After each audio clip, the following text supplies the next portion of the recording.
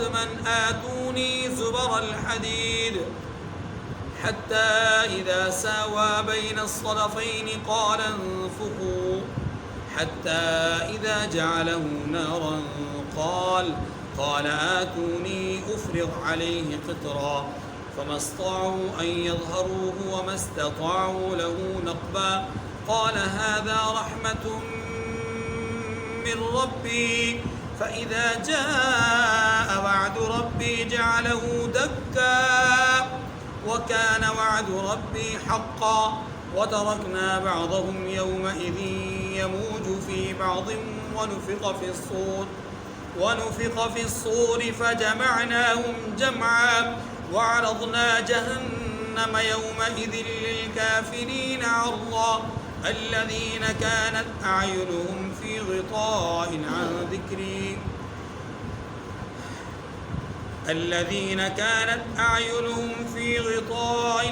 ذكري وكانوا لا يستطيعون سمعا صدق اللہ العظیم۔ سورۃ الکہف کی آیت نمبر 83 سے آیت نمبر 101 تک 19 آیات کریمہ کی آپ کے سامنے تلاوت ہے۔ ان آیات کریمہ میں یہود کا سکھلایا ہوا، مشرکین کا حضور کے دربار میں پیش کیا گیا مطالبہ یا سوال، اس کا تیسرا حصہ یہاں بیان ہو رہا ہے۔ سوال تھا، اے محمد اگر آپ سچے ہیں تو نمبر 1 روح کے متعلق بتائیے کیا ہے، نمبر 2 اصحاب کہف کون تھے، کیا ان کا واقعہ ہے، نمبر 3 ذوالقرنین کون تھے، کیا ان کا ذکر ہے۔ یہ 3 سوالات تھے۔ رحمت دو عالم صلی اللہ علیہ وسلم نے فرمایا کل جواب دوں گا، یہاں تک کہ 15 دن کے بعد آپ صلی اللہ علیہ وسلم نے وحی کے آنے کے بعد ان تینوں سوالات کا جواب ارشاد فرمایا۔ ان میں سے پہلے سوال کا جواب سورہ بنی اسرائیل کے آخر میں آیا اور دوسرے 2 سوالات اس سورہ مبارکہ میں آئے ہیں۔ ان میں سے پہلے سوال کا جواب، یعنی اس سورہ مبارکہ کے اعتبار سے پہلے سوال کا جواب ہم پڑھ چکے، دوسرے سوال کا جواب یہاں پر موجود ہے۔ ذوالقرنین، قرن زمانے کو بھی کہتے ہیں، قرن سین کو بھی کہتے ہیں، سین جانور کے سر پہ جو موجود ہے۔ ذوالقرنین کو ذوالقرنین کیوں کہتے ہیں؟ کئی وجوہات مفسرین نے لکھی ہیں۔ نمبر 1، بعض نے یہ لکھا ہے کہ اس کے سر پہ، یہ بادشاہ تھا، اس کے سر پہ ایک ایسا تاج تھا جس کے 2 طرف سے کونے ایسے اٹھے ہوئے تھے جیسا کہ سینگ ہوتے ہیں۔ یہ اس کا مخصوص تاج تھا، اس لیے اس کو ذوالقرنین یعنی 2 کونوں والا یا 2 کناروں والا بادشاہ کہا جاتا ہے تاج کے اعتبار سے۔ نمبر 2، بعض حضرات کی رائے یہ ہے کہ جس زمانے میں اس بادشاہ کا ورود ہوا ہے یا اس کا جو زمانہ تھا، اس میں دنیا 2 طرح کی تقسیم پر مشتمل تھی۔ ایک تقسیم کو میڈیائی تقسیم کہا جاتا تھا، دوسری تقسیم کو لیڈیائی تقسیم کہا جاتا ہے۔ یہ جو میڈیا آج ہمارے سامنے ہے یہ نہیں، اسی کا ہم نام میڈیا ایک علاقہ یا ایک پورا خطہ تھا، ایک پوری سرزمین کا ایک حصہ تھا۔ زمین کے 2 ٹکڑے یا آباد علاقوں کے 2 حصے، ان میں سے ایک حصے کو میڈیا اور دوسرے حصے کو لیڈیا کہا جاتا ہے۔ یہ جو میڈیائی علاقہ جات تھے، ان میں یہ ہمارا بر صغیر، خراسان، فارس، ترکمانستان، اس طرح تاجکستان، یہ سارے کے ایریا، یہ سارے علاقے اسی میں آتے تھے۔ جو مغربی ممالک ہیں اور جو آپ کہہ لیں کہ افریقی ممالک ہیں، ان کا تعلق لیڈیائی ممالک سے تھا۔ یہ آپ تمہیدی طور پہ سمجھ لیجیے۔ مفسرین نے لکھا ہے کہ ذوالقرنین کو ذوالقرنین اس لیے کہتے تھے کہ اس نے دونوں طرح کے ممالک کو، دونوں طرح کے خطوں کو، دونوں طرح کی ریاستوں کو اپنے اقتدار میں جمع کر لیا تھا. اس لیے اس کو میڈیائی اور لیڈیائی علاقوں پر فاتح ہونے کی حیثیت سے اس کو ذوالقرنین کہا جاتا تھا کہ اس نے دونوں طرح کے خطوں کو، دونوں طرح کے حصوں کو، دونوں اطراف کو اس نے جمع کر لیا. تیسرا، بعض حضرات کی رائے مفسرین کی یہ ہے کہ ذوالقرنین کو ذوالقرنین اس لیے کہتے ہیں کہ اس نے مشرق و مغرب کا سفر کیا ہے، اور نہ صرف سفر کیا ہے بلکہ ان علاقوں پر اس کی حکومت اور اس کا اقتدار تھا. گویا اس نے مشرق اور مغرب دونوں پر غلبہ پا لیا تھا، اس لیے اس کو ذوالقرنین کہا جاتا ہے، ذوالقرنین کہا جاتا ہے. اور بھی کئی وجوہات، کئی اسباب، کئی معاملات لوگوں نے لکھے ہیں، لیکن میں انہی تین باتوں پر اتفاق کر کے بات کو آگے بڑھاتا ہوں. کس زمانے میں یہ بادشاہ ہوا ہے، ایک بات. دوسری بات، اس بادشاہ کی مذہبی حیثیت کیا تھی. تو پہلے ہم مذہبی حیثیت کو سمجھ لیں. مذہبی حیثیت کے اعتبار سے بعض حضرات کی رائے یہ ہے کہ یہ نبی تھے، ذوالقرنین نبی تھے، لیکن جمہور کی رائے یہ ہے کہ یہ نبی نہیں تھے. اللہ کے ولی تھے، نیک شخص تھے، صالح انسان تھے. اللہ نے ان کو اقتدار دیا تھا، گویا کہ ایک نیک صالح بادشاہ تھے، لیکن نبی نہیں تھے. یہ مذہبی حیثیت. دور کون سا تھا، اس حوالے سے مختلف آراء ہیں، مختلف اقوال ہیں، لیکن جو زیادہ تر بات سمجھ میں آتی ہے وہ یہ آتی ہے کہ ابراہیم علیہ السلام کے زمانے کے بعد اور عیسیٰ علیہ السلام کے زمانے سے پہلے کے یہ شخص ہیں. یہ ایک تو بات ذہن میں رکھ لیجیے. اب وہ مختص اور مخصوص زمانہ کون سا ہے، اس حوالے سے اکثر مفسرین کی رائے یہ ہے کہ حضرت عیسیٰ علیہ السلام کے بعد اور جناب موسیٰ علیہ السلام، حضرت عیسیٰ علیہ السلام سے پہلے اور جناب موسیٰ علیہ السلام کے بعد تقریباً عیسیٰ علیہ السلام کی بعثت سے 5 یا 6 یا 700 سال پہلے کی بات ہے. 500، 600 یا 700 سال پہلے کی بات ہے. بخت نصر یا بخت نصر، دونوں طرح سے اس لفظ کو پڑھا جاتا ہے. اس بادشاہ کا نام، اس نے جو کہ ایک مشرک تھا اور کافر تھا، ظالم تھا، اس نے فلسطین پر حملہ کیا تھا، اور فلسطین پر حملہ کر کے یہود کا اس نے بہت نقصان کیا تھا. یہ تفصیل ہم سورہ بنی اسرائیل کی ابتدا میں پڑھ چکے ہیں، میں صرف اشارات کر رہا ہوں. اس دور میں جب بخت نصر نے بہت ظلم کیا، اس ظلم سے یہود کو نجات دلانے والا ایک بادشاہ جس کو سائرس کہا جاتا ہے، اور یہ شخص ایران، جو ہمارے ہاں موجودہ دور میں ایران خراسان ہے، ماضی میں یہ خراسان اور پورا ایریا تھا. اس ایران کا جو بادشاہ تھا اس کا نام سائرس تھا. اس سائرس نے بخت نصر یا بخت نصر کے تسلط سے یہود کو نجات دلائی. اسی لیے یہود سائرس کو نجات دہندہ سمجھتے تھے.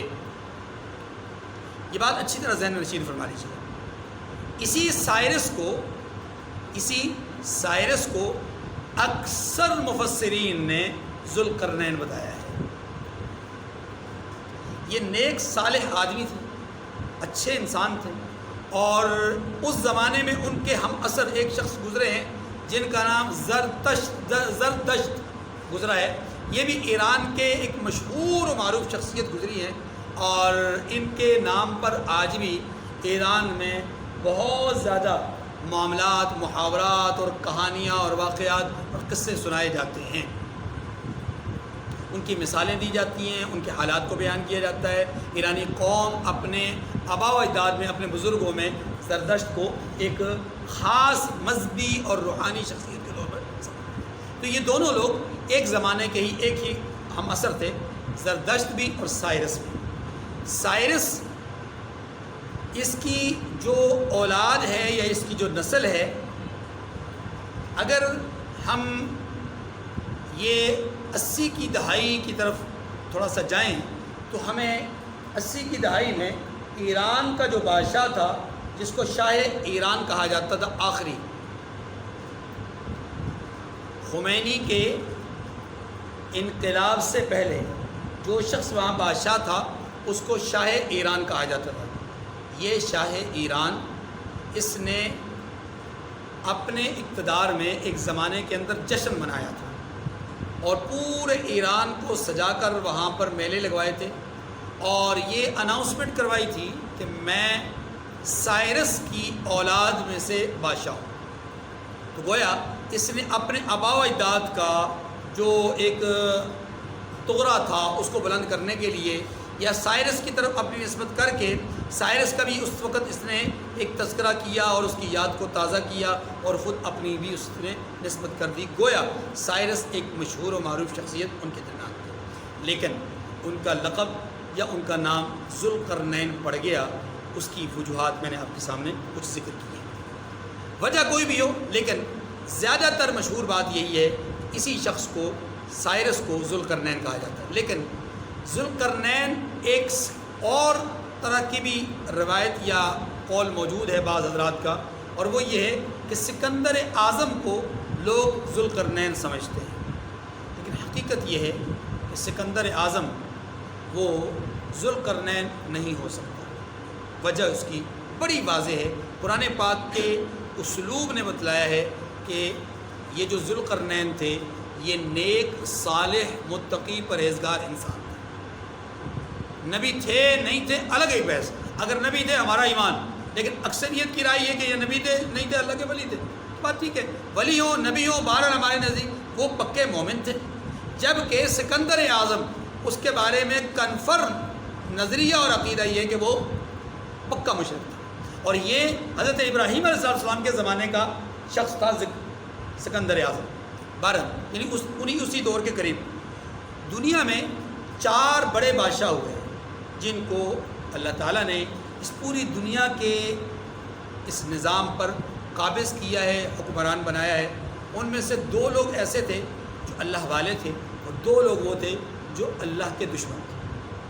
جو اللہ کے 2 دشمن تھے ان میں سے ایک نام نمرود کا ہے اور دوسرا نام سکندر اعظم کا ہے۔ بعض حضرات نے بخت نصر کو بھی اس میں شامل کیا کہ سکندر اعظم نہیں تھا بلکہ بخت نصر تھا، لیکن زیادہ قرینے قیاس بات یہی ہے۔ جو لوگ مومن تھے، اللہ والے تھے، ان میں پہلا نام ترجیحاً ہم لیں گے، اس میں کوئی ایسی ترجیح نہیں ہے کہ اقتدار کے اعتبار سے زیادہ بڑا اقتدار کس کا تھا، لیکن ایمانی قوت کے اعتبار سے، شہرت دینی کے اعتبار سے، مذہبی حیثیت اور اس کے اعتبار سے ہم ترجیحاً پہلا نام حضرت سلیمان علیہ السلام کا لیں گے۔ اللہ رب العزت نے ان کے اقتدار اور ان کے غلبے کو اس انداز میں قرآن میں بیان کیا ہے کہ خود ان کی دعا سورہ صاد میں بیان ہوئی، رب ہب لی ملکا لا ينبغی لأحد من بعدی انک انت الوہاب، اے اللہ مجھے ایسی حکومت نصیب فرما جو میرے بعد کسی اور کو نصیب نہ ہو۔ تو حضرت سلیمان علیہ السلام کے بعد ایسا اقتدار، ایسی حکومت کسی کو بھی اللہ نے نہیں دی۔ وہ حکومت کیا تھی؟ انسان تو انسان، جانوروں پر، پرندوں پر، تاکہ جنات پر، ہواؤں پر آپ کا ایک حکم چلتا تھا۔ اللہ کے حکم سے آپ ہواؤں کو حکم کرتے تو ہوائیں آپ کے تخت کو یہاں سے وہاں آنن فانن لے کر چلے جاتے تھے۔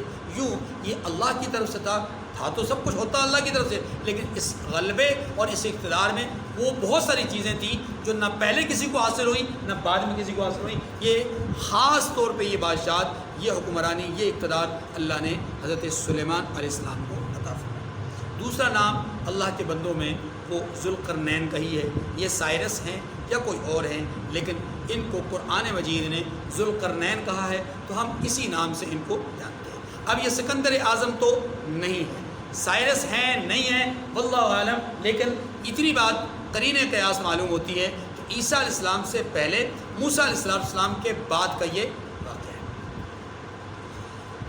اللہ ذوالجلال نے ذوالقرنین کے اس واقعے میں یا ذوالقرنین کے اس تذکرے میں 3 سفروں کا ذکر کیا ہے، 3 واقعات بیان کیے ہیں۔ پہلا واقعہ جو بیان ہوا ہے وہ مغربی ممالک کی طرف سفر کا تھا۔ دوسرا واقعہ جو بیان ہوا ہے وہ مشرقی ممالک کی طرف سفر کا تھا. تیسرا واقعہ جو بیان ہوا ہے وہ شمالی ممالک کی طرف اس کا سفر کا تھا. یہ 3 طرح کے ممالک اور 3 طرح کے خطے، زمین کے 3 جوانب میں ان کا سفر قرآن پاک نے ذکر کیا ہے. یہاں ترجمہ پڑھنے سے پہلے، آگے مزید تشریح سے پہلے ایک بات سمجھ لیجیے، ذوالقرنین نے یہ سفر کیوں کیا؟ جناب ذوالقرنین نے یہ سفر کیوں کیا؟ کیا فارغ اور ویلے بیٹھے ہوئے تھے کہ ادھر سے ادھر سے ادھر؟ نہیں، یہ سمجھیے. جناب ذوالقرنین کے یہ تینوں سفر جہاد تھے. سفر جہاد کے لیے نکلے، اقتدار اور حکومت اور اس کے غلبے کے لیے اور دین اسلام کو نافذ کرنے کے لیے نکلے تھے. قرآن پاک کا اسلوب بتلاتا ہے کہ یہ نکلے ہیں، اس لیے نکلے ہیں تاکہ اللہ کی حدود کی تنفیذ کی جائے، حدود الہی کو نافذ کیا جائے. اور حدود الہی کو نافذ کرنے والے جو شخصیات ہوتی ہیں وہ 2 طرح کی ہوتی ہیں، یا وہ قانون بنانے والے ہوتے ہیں یا وہ قانون کو نافذ کرنے والے ہوتے ہیں. تو قانون بنانے والی ذات تو اللہ کی ہے. اب قانون کو نافذ کرنا کس کا کام ہے؟ اللہ کے اس خلیفہ کا جس کو اللہ نے دنیا میں اپنے قانون کو نافذ کرنے کے لیے چنا. تو گویا ذوالقرنین کے یہ 3 سفر جہاد تھے. اسی ضمن میں یہ بھی عرض کر دوں کہ سفر جہاد یا جہاد کا جو حکم ہے اللہ رب العزت نے صرف امت محمدیہ کو نہیں دیا. لوگ خامخواہ اعتراض کرتے ہیں، بلا وجہ مسلمانوں کو دہشت گرد سمجھتے ہیں اور جہاد کی وجہ سے مسلمانوں کو لب کشائی کرتے ہیں. حقیقت یہ ہے، آپ اس بات کو سمجھیے کہ یہودیوں کے تذکرے میں، عیسائیوں کی کتابوں میں اور پرانی جو اقوام اور ملتیں اور جو طبقات گزرے ہیں، قومیں گزری ہیں، ان کے واقعات میں یہ بات آتی ہے کہ انہوں نے اقتدار پانے کے لیے، اپنے نظام کو نافذ کرنے کے لیے، اپنے قوانین کی تنفیذ کے لیے تلوار اٹھائی ہے، لڑے ہیں، میدان میں اترے ہیں. اب یہ میدان میں اترنا 2 طرح کا ہے، یا تو اپنے مفادات کے لیے اترے ہیں یا اللہ کے نظام کے لیے اترے ہیں.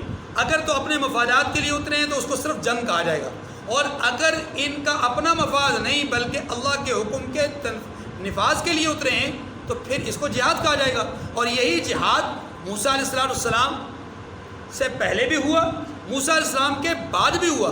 خود موسیٰ علیہ السلام کے زمانے میں بھی جہاد کا حکم موجود تھا، لیکن انہوں نے جہاد سے انکار کیا، یعنی ان کی قوم نے. موسیٰ علیہ السلام نے نہیں، موسیٰ علیہ السلام کے زمانے میں حکم جہاد موجود تھا. آپ قرآن پاک میں یہ بات پڑھ چکے ہیں کیا کہ حضرت موسیٰ علیہ السلام کو ان کی قوم نے کیا کہا؟ اے موسیٰ فاذهب انت وربك فقاتلا انا هاهنا قاعدون. آپ کا رب جا کر کے جہاد کریں، ہم یہیں بیٹھے رہیں گے.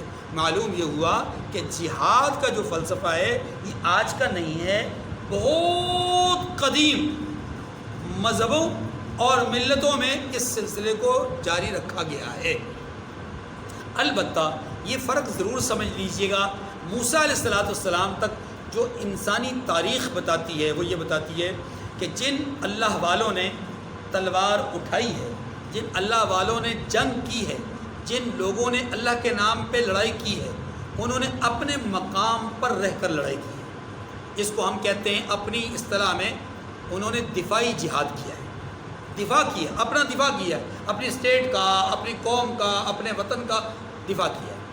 لیکن موسیٰ علیہ السلام جب دنیا سے پردہ فرما گئے اور آپ کے بعد جو جہاد کا حکم آیا وہ جہاد کا حکم اقدامی تھا. آپ دیکھیے یہ جو وادی طے ہے، اس وادی طے سے انہیں نکل کر کے اس بستی کی طرف جہاں پر قوم عمالقہ موجود تھی، اس قوم کے خلاف لڑنے کے لیے انہیں یہ میدان چھوڑنا پڑا. پہلے بھی یہ حکم تھا موسیٰ علیہ السلام کے زمانے میں، لیکن وہ جانے کے لیے تیار نہیں ہوئے. پھر 40 سال کے بعد یہ جانے کے لیے تیار ہوئے، یہ گئے، اللہ نے انہیں فتح نصیب فرمائی. یہاں سے اقدامی جہاد شروع ہوتا ہے، یہاں سے اقدامی جہاد شروع ہوتا ہے. اور یہ اقدامی جہاد جناب محمد رسول اللہ صلی اللہ علیہ وسلم کے زمانے میں بھی تھا. آپ نے اپنے زمانے کے بعد بھی قیامت تک کے لیے ایک حدیث مبارکہ میں بہت توڑ ٹوک بات کر دی ہے، الجہاد ماضٍ الی یوم القیامہ، کہ جہاد قیامت تک جاری رہے گا۔ اور یہ بھی فرمایا اذا ترکتم الجہاد لسلط اللہ علیکم الذلہ، کہ جب تم جہاد کو ترک کر دو گے تو تم پر ذلت اور رسوائی نازل ہو جائے گی۔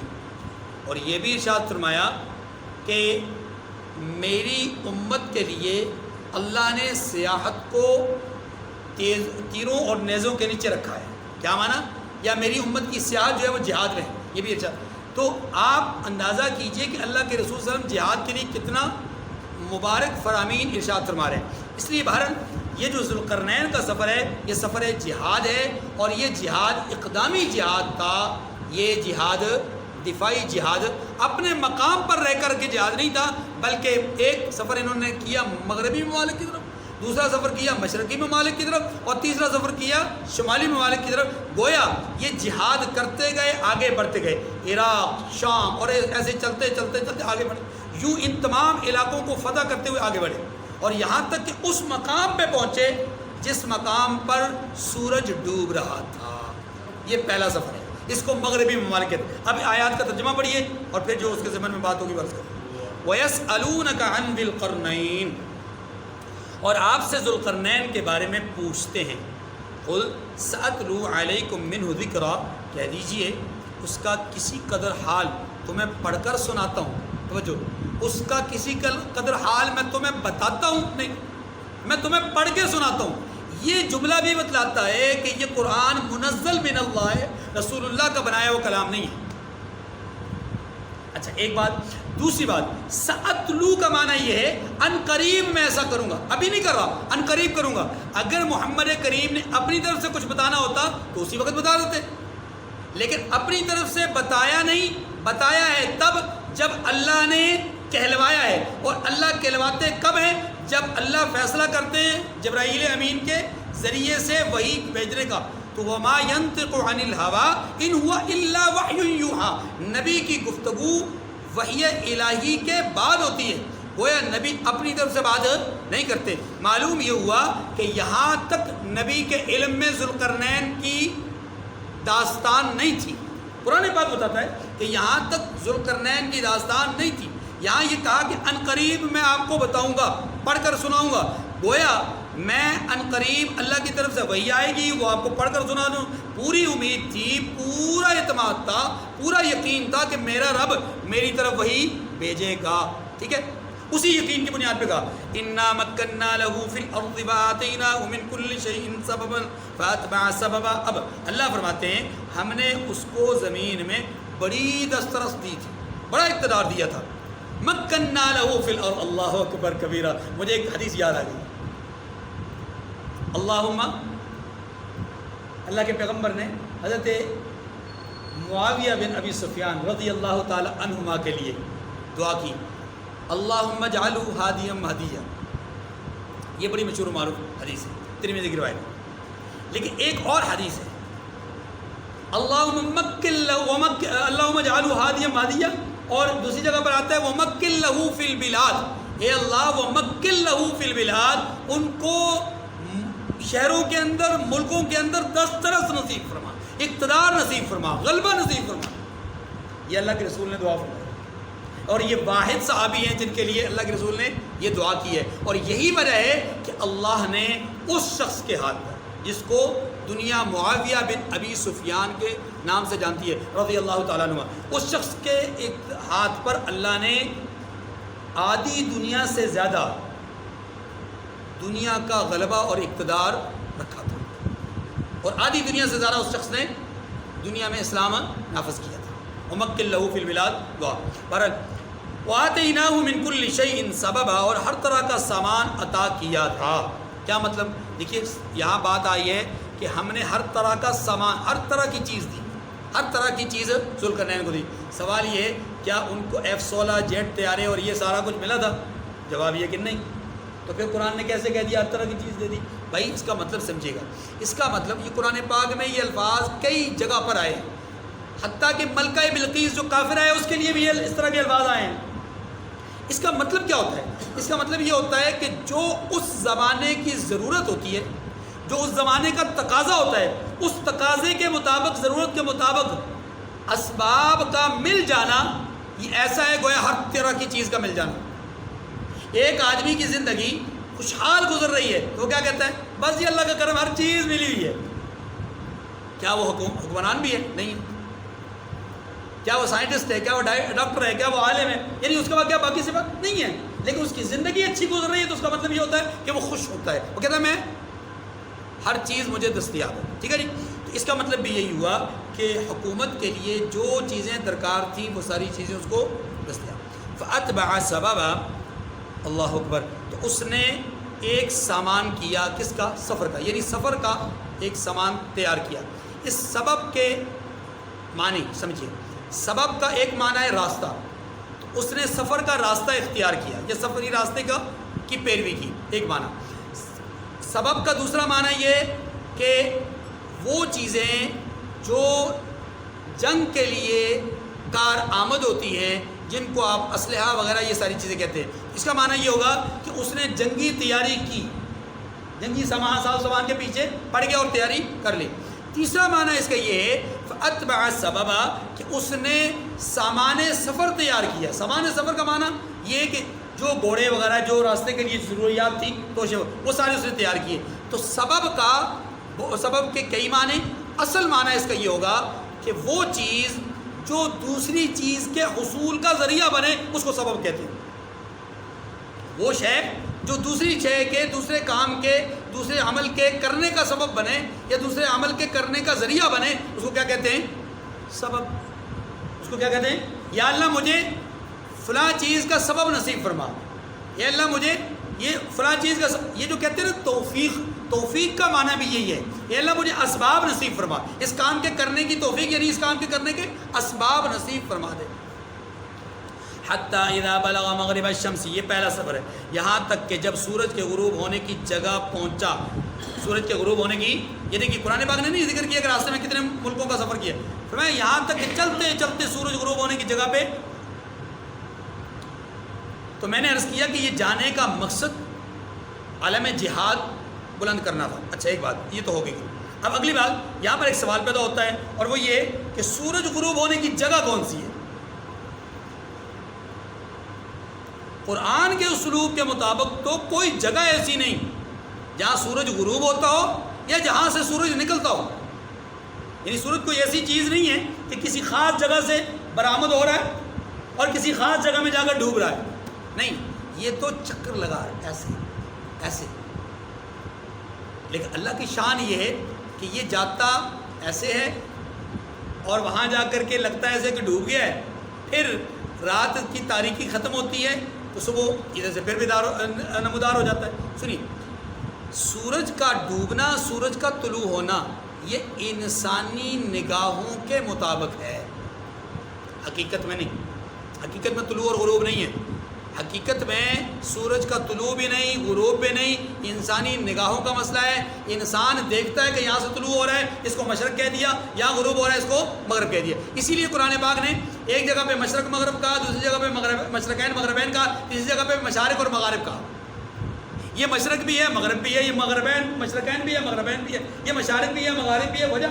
وجہ اس کی بہت واضح ہے بھائی، اگر سورج کو نگاہ دید کے اعتبار سے دیکھا جائے تو ایک مشرق ہے، ایک مغرب ہے، یہاں سے طلوع ہوتا ہے، اس سمت سے طلوع ہوتا ہے، اس سمت میں غروب ہوتا ہے۔ یہ میرے اشارے کا مطلب یہ نہیں کہ اس طرف سے، یہ مطلب مقصد یہ کہ ایک طرف سے ایک، ٹھیک ہے۔ لیکن اگر سورج کو دیکھا جائے کہ وہ طلوع اور غروب کی دو حیثیتوں کو دیکھا جائے، جدھر سے طلوع ہوتا ہے ادھر سے ہی غروب ہو رہا ہے، جدھر سے ہی غروب ہو رہا ہے ادھر سے طلوع ہو رہا ہے۔ کیسے؟ مطلب یہ کہ آج تو سورج کا طلوع ادھر سے، غروب ادھر، لیکن قیامت کے وقت طلوع ادھر سے ہوگا، غروب ادھر سے ہوگا، تو گویا یہاں مشرقین ہے، یہاں مغربین ہے۔ بات مانی؟ اچھا تیسرا یہ ہے کہ اگر آپ غور کریں تو مشارق اور مغارب قرآن پاک نے کہا ہے، اس کا مطلب یہ کہ سال کے 365 دنوں میں یہ جو نظام الاوقات بنا ہوا ہے نمازوں کا، اس کا مطلب کیا ہے کہ آپ دیکھتے ہیں کہ سورج آج اس کے طلوع کا وقت مثلا مثال کے طور پر 4:15 ہے، کل 4:16 ہوگا، پرسوں 4:18 ہوگا، مثال دیتا ہوں، ٹھیک ہے. اسی طریقے سے غروب کا وقت آج بدل رہا ہے کل بدل. تو یہ جو طلوع اور غروب کا وقت بدلتا جا رہا ہے نا، اس کا مطلب یہ ہے کہ تھوڑا سا فرق اللہ رب العزت نے سورج کے طلوع کے مقام اور غروب کے مقام میں رکھا ہے. یہی وجہ ہے کہ ٹائمنگ میں فرق آ جاتا ہے. تو یہ چونکہ مختلف جگہ ہیں جہاں سے سورج سال بھر میں طلوع ہو رہا ہے غروب ہو رہا ہے، تو اس اعتبار سے اس کو مشارق اور اس اعتبار سے اس کو مغارب آ گیا. یہ بات بھی کلیئر. ذوالقرنین نے سفر کیا مغرب تک، درمیان کے بہت سارے ممالک، لیکن اللہ نے ان کو ذکر نہیں کیا. وہاں اس مقام پر جہاں پر سورج غروب ہو رہا ہے اس کا ذکر کیا. میں نے سوال کیا کہ سورج تو کسی جگہ پہ غروب نہیں ہوتا، پھر قرآن نے کیوں کہا کہ سورج غروب ہونے کی جگہ؟ اس کا جواب یہ ہے، دیکھیے انسانی نگاہ میں جہاں سورج کی دید ہوتی ہے طلوع کے اعتبار سے اس کو طلوع کہا جاتا ہے، غروب کے اعتبار سے اس کو غروب کہا جاتا ہے. یہ انسان اگر ایشیائی ممالک میں کھڑا ہے تو وہ اپنے اعتبار سے طلوع اور غروب دیکھ رہا ہے، مغربی ممالک میں کھڑا ہے وہ اپنے اعتبار سے طلوع اور غروب دیکھ رہا ہے، اور اگر شمالی علاقہ جات میں موجود ہے ممالک میں تو وہاں وہ اپنے اعتبار سے دیکھ رہا ہے، جنوبی ممالک میں ہے تو وہاں وہ اپنے اعتبار سے دیکھ رہا ہے. گویا ہم جہاں کھڑے ہوں گے ہمیں وہاں سے طلوع اور غروب نظر آئے گا ایک بات. لیکن بذات خود سورج طلوع اور غروب نہیں ہوتا، بذات خود سورج طلوع اور غروب. اور یہی وجہ ہے کہ قرآن پاک نے جو اگلا لفظ استعمال کیا نا، وہ لفظ اس پر دلالت کرتا ہے کہ واقعی سورج غروب ہوتا نہیں. سورج غروب یہ انسانی دید کا مسئلہ ہے. اب قرآن کیا کہتا ہے؟ وَجَدَهَا تَغْرُبُ فِي عَيْنٍ حَمِيَةٍ. ذوالقرنین نے محسوس کیا، ذوالقرنین نے محسوس کیا. ایسا نہیں کہ سورج غروب ہو گیا، ذوالقرنین نے محسوس کیا. کیا؟ تو اسے ایسا محسوس ہوا، ایسا اس نے پایا کہ ایک کیچڑ کی ندی میں ڈوب رہا ہے. سورج کہاں ڈوب رہا ہے؟ کیچڑ کی ندی میں. وَوَجَدَ عِندَهَا قَوْمًا، اور اس ندی کے پاس اس نے ایک قوم دیکھی. قُلْنَا يَا ذَا الْقَرْنَيْنِ إِمَّا أَن تُعَذِّبَ وَإِمَّا أَن تَتَّخِذَ فِيهِمْ حُسْنًا.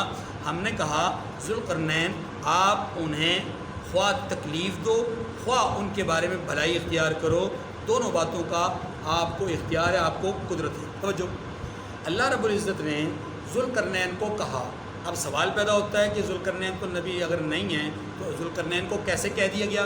اگر یہ نبی نہیں ہیں تو پھر کہنے کے دو طریقے ہیں. ایک طریقہ یہ ہے کہ اس زمانے کے جو نبی تھے ان کی وساطت سے بادشاہ کو کہا گیا کہ اے نبی آپ بادشاہ سے کہیے گا کہ ایسے ایسے سفر کریں، ایسے ایسے آپ کو قوم ملے گی اور ان کے ساتھ آپ نے یہ رویہ اور یہ سلوک کرنا ہے. ایک کہنے کا مطلب یہ.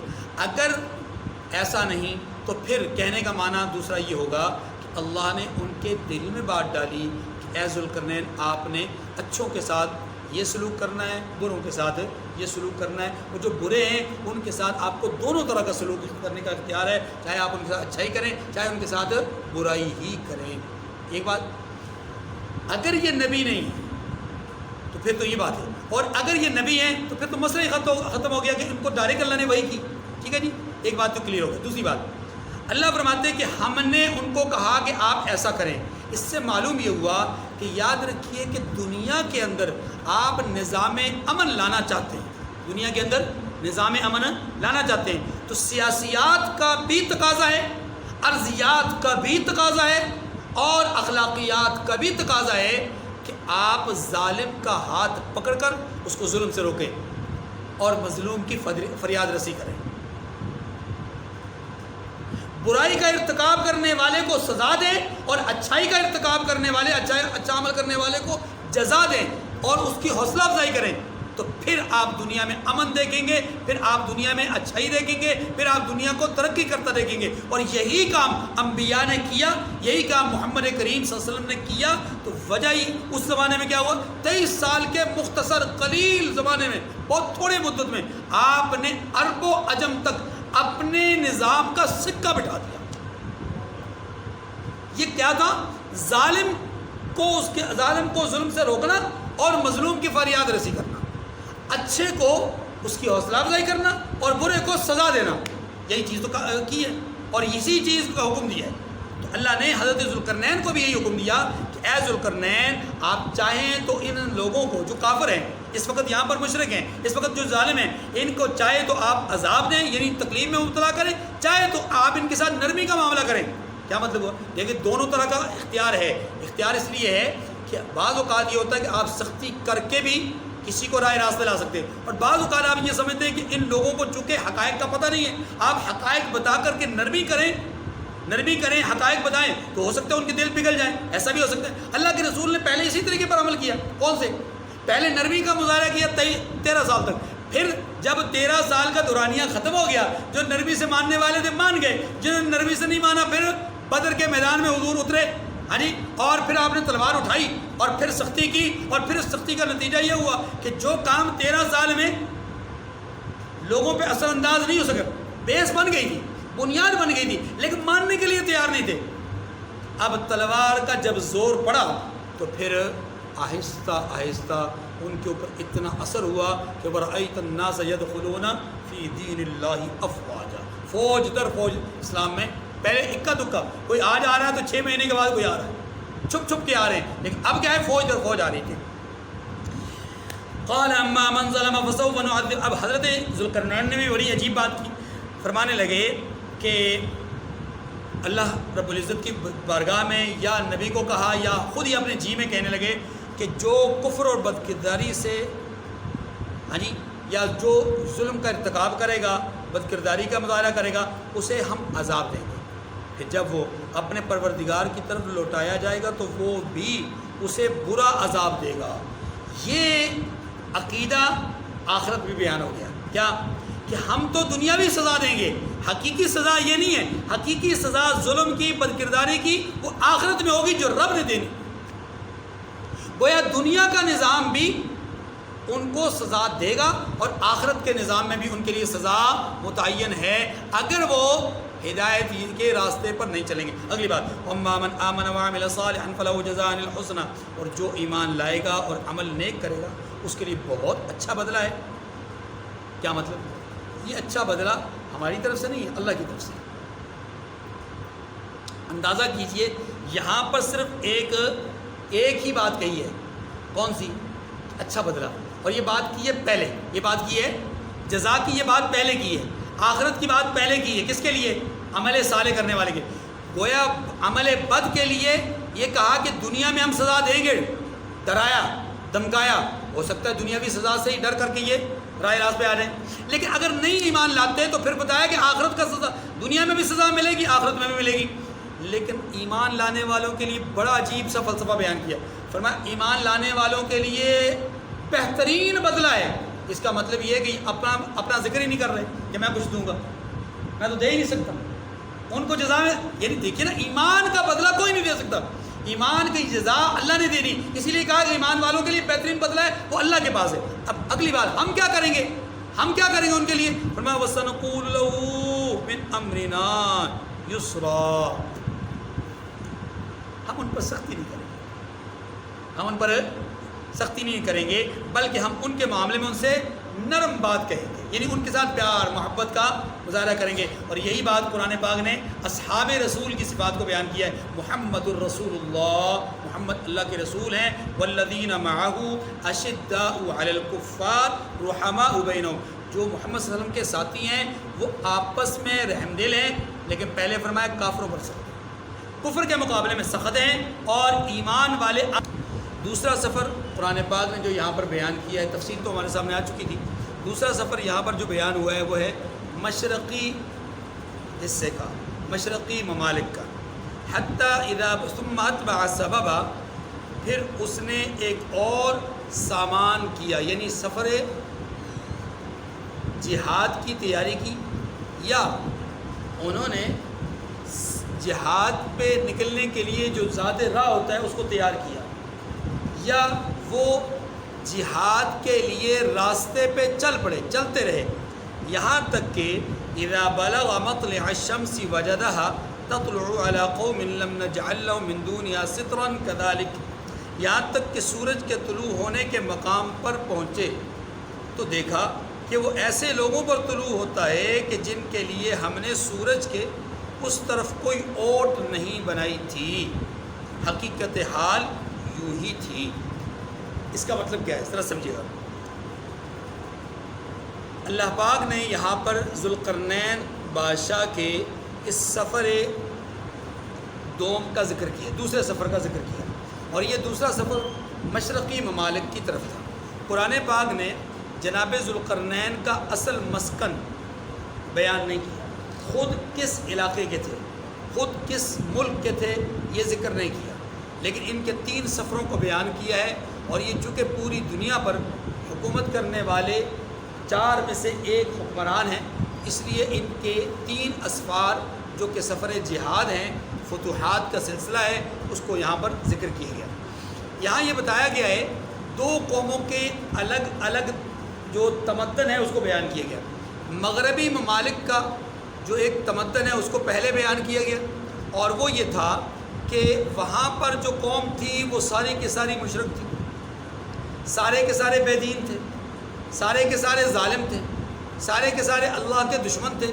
اسی لیے وہاں پر مغربی ممالک کی طرف جو سفر ہوا اس میں اللہ نے جناب ذوالقرنین کو یہ اختیار دیا، چاہے تو آپ ان کو مبتلا مصیبت کریں، تکلیف میں مبتلا کریں، سزا دیں، اور چاہے تو آپ ان کے ساتھ نرمی کا معاملہ کریں۔ معلوم یہ ہوا کہ وہ اچھے لوگ نہیں تھے، لیکن مشرقی ممالک کی طرف جب آپ کا سفر ہوا اللہ پاک نے یہ والی بات نہیں کی۔ معلوم یہ ہوا کہ مشرقی ممالک کی طرف بے دینی نہیں تھی، یا اس طرح کا شرکیانہ اور ظالمانہ سسٹم نہیں تھا، بلکہ یہاں لوگ بود باش کے اعتبار سے اگرچہ اسی طرح غیر متمدن تھے جیسے وہاں تھے، وہاں بھی غیر متمدن قوم تھی، یہاں پر بھی غیر متمدن قوم ہے، لیکن نظریات کے اعتبار سے، افکار کے اعتبار سے شاید یہ اس طرح کے نظریات کے اور افکار کے حامل نہیں تھے، اس لیے اللہ نے یہاں پر اس اختیار کا ذکر نہیں کیا کہ آپ سزا دینا چاہیں یا نرمی اختیار کرنا چاہیں۔ اس سفر میں اللہ تعالیٰ نے اس قوم کا ذکر کیا کہ یہ بود باش کے اعتبار سے ایسے تھے کہ ان کی کوئی بلڈنگ نہیں، کوئی عمارت نہیں، کوئی گھر نہیں، کوئی بات نہیں، خیمہ نہیں، یعنی سورج ان پر ڈائریکٹ پڑتا تھا، سورج کی تپش ان پر۔ اب یہاں پر مفسرین نے مختلف باتیں لکھی ہیں، یا تو سرے سے ان کے لیے کوئی ایسی جگہ تھی نہیں جو انہوں نے اپنے لیے بنائی ہو اور اس میں رہتے ہو۔ اب کیا کرتے تھے، زندگی کیسے گزارتے تھے؟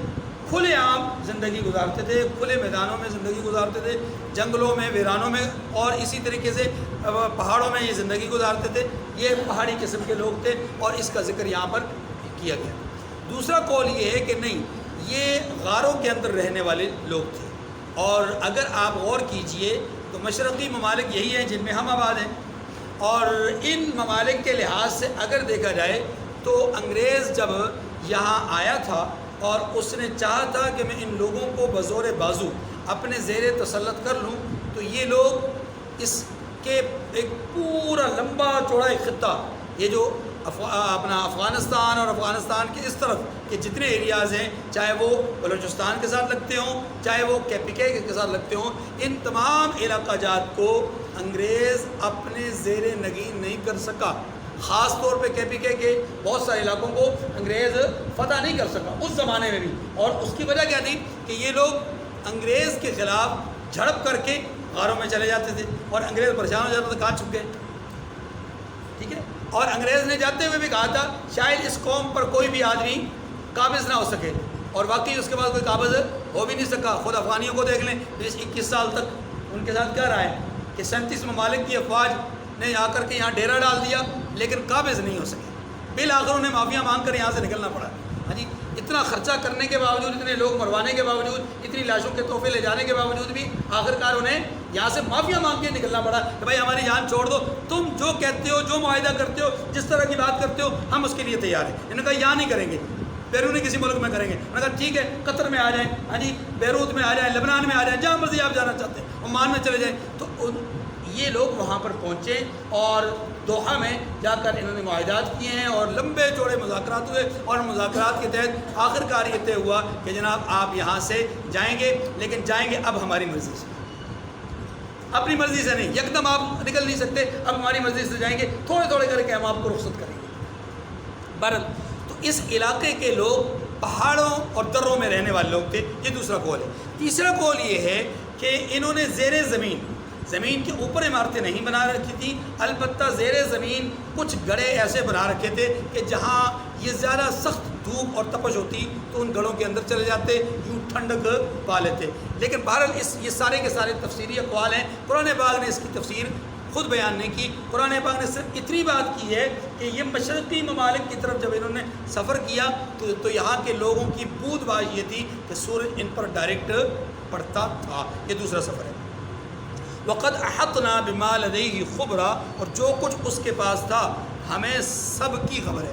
معلوم یہ ہوا اللہ تبارک و تعالیٰ نے اس جملے کے اندر ایک بات کہی کہ ذوالقرنین بادشاہ کے زندگی کے بہت سارے واقعات یا اس سفر میں ہوئے ہیں، لیکن اللہ فرماتے ہیں کہ وہ شاید مقصودی واقعات نہیں ہیں تو ہم ان کو ذکر نہیں کرتے، ورنہ ہمارے علم میں سارے واقعات ہیں. تیسرا سفر، ثم اتبع سببا، پھر اس نے ایک اور سفر کی تیاری کی، پھر ایک اور راستہ اختیار کیا، پھر ایک اور سفر جہاد کے لیے سامان جہاد تیار کیا. میں تینوں طرح کے مفہوم ساتھ ساتھ ذکر کر رہا ہوں. حتی اذا بلغ بین السدین وجد من دونہما قوما، یہاں تک کہ دو دیواروں کے درمیان پہنچے تو دیکھا کہ ان کے اس طرف کچھ لوگ ہیں کہ لا یکادون یفقہون قولا، کہ بات کو سمجھ نہیں سکتے. قالوا یا ذا القرنین، میں بھی تشریح عرض کرتا ہوں. قالوا یا ذا القرنین، ان لوگوں نے کہا کہ اے ذوالقرنین، ان یأجوج و مأجوج مفسدون فی الارض، کہ یأجوج اور ماجوج زمین میں فساد کرتے رہتے ہیں. فہل نجعل لک خرجا، بھلا ہم آپ کے لیے کچھ خرچ کا انتظام کریں. علی ان تجعل بیننا و بینہم سدا، اس چیز کے بدلے میں کہ آپ ہمارے اور ان کے درمیان ایک دیوار کھینچ دیں. قال ما مکنی فیہ ربی خیر فاعینونی بقوۃ اجعل بینکم و بینہم ردما. تو ذوالقرنین نے کہا کہ خرچ کا جو مقدور اللہ نے مجھے بخشا، یعنی جو اللہ نے مجھے خرچ کے حوالے سے مال دیا ہے وہ مال بہت اچھا ہے، تم مجھے قوت بازو سے مدد دو، یعنی اپنی افرادی قوت مجھے مہیا کرو، مجھے تمہارے مال کی ضرورت نہیں. اس میں آپ آگے بات کروں گا. میں تمہارے اور ان کے درمیان ایک مضبوط اوٹ بنا دوں گا. اب یہاں تھوڑا سا سمجھنے والی بات ہے، یہ تیسرا سفر ہے. یہ سفر شمالی حصے کی طرف ہے، شمالی علاقہ جات کی طرف ہے. یعنی جب ہم کھڑے ہو کر کے ہمارا رخ ایسا ہو کہ مشرق کی سمت ہماری پشت ہو اور مغرب کی سمت ہمارا چہرہ ہو، اس وقت یہ جو شمال ہے یہ شمال اس طرف بنے گا. آپ کے رخ سے میں دیکھتا ہوں نا، آپ کا رخ مغرب کی طرف ہے اور پشت آپ کی مشرق کی طرف ہے، اور میں اس وقت سمت مخالف میں ہوں. ٹھیک ہے، اس لیے میں نے اپنی بات نہیں کی. آپ کی سمت کے لحاظ سے آپ کا شمال یہ ہے، میرا شمال اس وقت وہ یہ ہے. لیکن چونکہ اس وقت بات چل رہی ہے مشرق اور مغرب کے لحاظ سے، تو یہ سفر ہوا شمال کی طرف.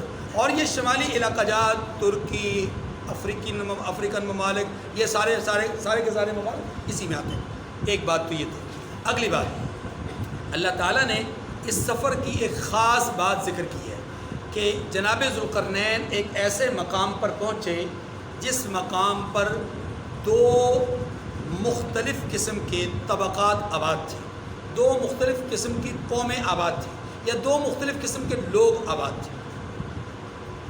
گو کہ ان دونوں لوگوں کے درمیان کچھ دیوار تو حائل تھی. اس دیوار سے مراد پہاڑی ہے، اس دیوار سے مراد کچھ ٹیلا ہے، اس دیوار سے مراد کچھ ایسا ہے کہ جو نسبتاً زمین کی جو ہموار زمین ہے اس کے درمیان ایک ٹیلا، ایک پہاڑ یا ایک گھاٹی تھی جو ان دونوں کے درمیان کچھ نہ کچھ حائل کا کردار ادا کرتی تھی. لیکن اس کے باوجود جہاں یہ پہنچے وہ اس طرف کی قوم تھی، اور ان لوگوں کی زبان جناب ذوالقرنین نہیں سمجھتے تھے، اور ان لوگوں کو ان کی بات سمجھ میں نہیں آتی تھی. گویا ایک دوسرے کی بات سمجھنے والے نہیں تھے. یہی بات قرآن پاک نے کہی، لا یکادون یفقہون قولا، ایک دوسرے کی بات کو سمجھنے والے نہیں تھے. جناب ذوالقرنین جب یہاں پہنچے تو اب ظاہر ہے یہاں تک جب فتوحات کر کے پہنچے ہیں اس قوم تک، تو قوم کی بات جب سننے میں آئی اب وہ کچھ کہنا چاہ رہے تھے. جناب ذوالقرنین نے یہاں پر ترجمان کا ایک انتخاب کیا. ترجمان کون ہوتا ہے؟ ترجمان وہ شخص ہوتا ہے جو دونوں فریقوں کی زبان کو جانتا ہو، وہ درمیان میں بیٹھتا ہے اور بیٹھ کر کے دونوں فریقوں کے درمیان جو بھی معاملہ اور جو بھی معاہدہ یا جو بھی بات چیت ہوتی ہے اس کا وہ اظہار کرتا ہے. یہ رسول اللہ صلی اللہ علیہ وسلم کی حیات طیبہ میں ایسے کئی واقعات ہیں. مثلا آپ صلی اللہ علیہ وسلم نے جناب دحیہ کلبی رضی اللہ تعالی عنہ، ایک صحابی ہیں، ان کو ایک خط دے کر کے بھیجا قیصر روم کے نام پر کہ یہ خط آپ کیسر روم تک پہنچائیے، لیکن آپ نے ڈائریکٹ وہاں نہیں جانا، آپ نے ڈائریکٹ وہاں پر نہیں جانا، بلکہ آپ نے یہاں سے جا کر کے بصرہ میں جو بصرہ کے گورنر ہیں ان کے سپورٹ کرنا ہے یہ خط، اور ان سے یہ کہنا ہے کہ رسول اللہ صلی اللہ علیہ وسلم کا یہ والا نامہ، یہ خط آپ نے کیسر روم تک پہنچانا۔ خط وہاں پہنچا، کیسے بصرہ کے گورنر نے خط کو لیا اور اس کو بوسہ دیا، اور پھر وہ خط کیسر روم تک پہنچا ایک وقت کے بعد، کیونکہ کیسر روم اس وقت اپنی نظر کو پورا کرنے کے لیے بیت المقدس گیا ہوا تھا لمبے چوڑے سفر پہ۔ واپس جب آیا اس کو خط ملا، اس نے خط کو دیکھا، اب یہ خط وہ جانتا نہیں تھا کیونکہ یہ عربی میں تھا اور کیسر روم عربی نہیں جانتا تھا، اس کی اپنی زبان عربی نہیں تھی۔ اب اس نے اس کے پڑھنے کے لیے اہتمام یہ کروانا چاہا کہ مجھے کچھ ایسے لوگ درکار ہیں کہ جو عرب ہوں، لکھنا پڑھنا جانتے ہوں، اور وہ خاص طور پہ اس خط کے لکھنے والے کے علاقے کو اور ایریے کو اور ملک کو اچھی طرح جانتے ہو، اس کی زندگی سے واقف ہوں۔ چنانچہ اس نے تلاش کروانے کے بعد ایک قافلے کا پتہ چلا، اس قافلے میں ابو سفیان رضی اللہ تعالیٰ عنہ تھے، اور یہ وہ وقت ہے کہ جب ابو سفیان اپنے پورے قافلے کے ساتھ ان کو بلایا گیا اور ان کا پورا جو ہے وہ پروٹوکول دیا گیا، اور ان کو جو ہے وہاں پر پوچھا گیا کہ آپ جانتے ہیں، یعنی درمیان میں یہاں پر ایک ترجمان بٹھایا گیا۔ بات اصل میں یہ کرنا چاہ رہا ہوں، درمیان میں یہاں پر ایک ترجمان بٹھایا گیا، وہ ترجمان کیسر روم کی طرف سے بات سنتا، ابو سفیان سے کہتا، ابو سفیان جو جواب دیتے تو وہ کیسر روم کو اس کا جواب دیتا، تو وہ ایک طویل مکالمہ یا حدیث کی کتابوں میں آتا ہے۔ بہرحال یہاں پر ترجمان کا اہتمام کیا گیا۔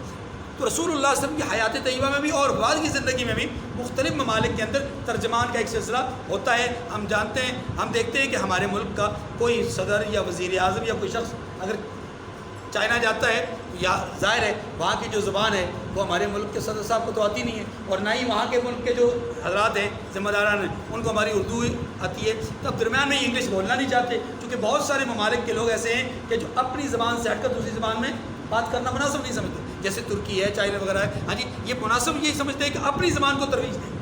وہ تو ہم ہیں نا کہ اندھی تقلید کر کے انگریز کے پیچھے دوڑ رہے ہیں، ہاں جی، کوے کی چال چل رہے ہیں، اور ہنس جو اپنی چال ہے وہ بھی ہم بھول گئے، کوا نہیں، کوا چلا ہنس کی چال، اپنی چال بھی بھول گیا، تو کوا جو ہے وہ سمجھتا ہے کہ میں اس کی چال چلنے سے میں ہنس بن جاؤں گا، میرا یہ جو سیاہ پنا ہے اور یہ جو میرے لیے لوگوں کی نگاہوں میں حقارت ہے یہ ختم ہو جائے گی، ایسا ہو نہیں سکتا۔ تو ہماری تو حالت ایسی ہے کہ ہمارا بچہ اس کو کہا جائے کہ 63 روپے دے دیں تو وہ ایک دفعہ تو سوچنے لگ جاتا ہے کہ 63 ہوتا کیا ہے، حالانکہ وہ پڑھتا 8ویں 9ویں 10ویں میں ہے، ٹھیک ہے، لیکن اس کو 63 کا پتہ نہیں ہوتا۔ بہرحال تو لوگ اپنی زبان کو ترجیح دیتے ہیں۔ ہماری قومی زبان اردو ہے، لیکن اس وقت ہمارے تمام دفاتر کی جو مروجہ زبان ہے وہ انگریزی ہے۔ اردو میں شاید کوئی لفظ وہاں پر موجود ہو، ورنہ سارا کا سارا انگریزی ہے۔ اللہ بھلا کرے پارلیمنٹرین کا کہ وہاں پر ابھی تک جو کیا کہتے ہیں حلف نامہ ہے وہ اردو میں ہے، پتہ نہیں وہ کب انگلش میں منتقل ہوتا ہے، واللہ اعلم۔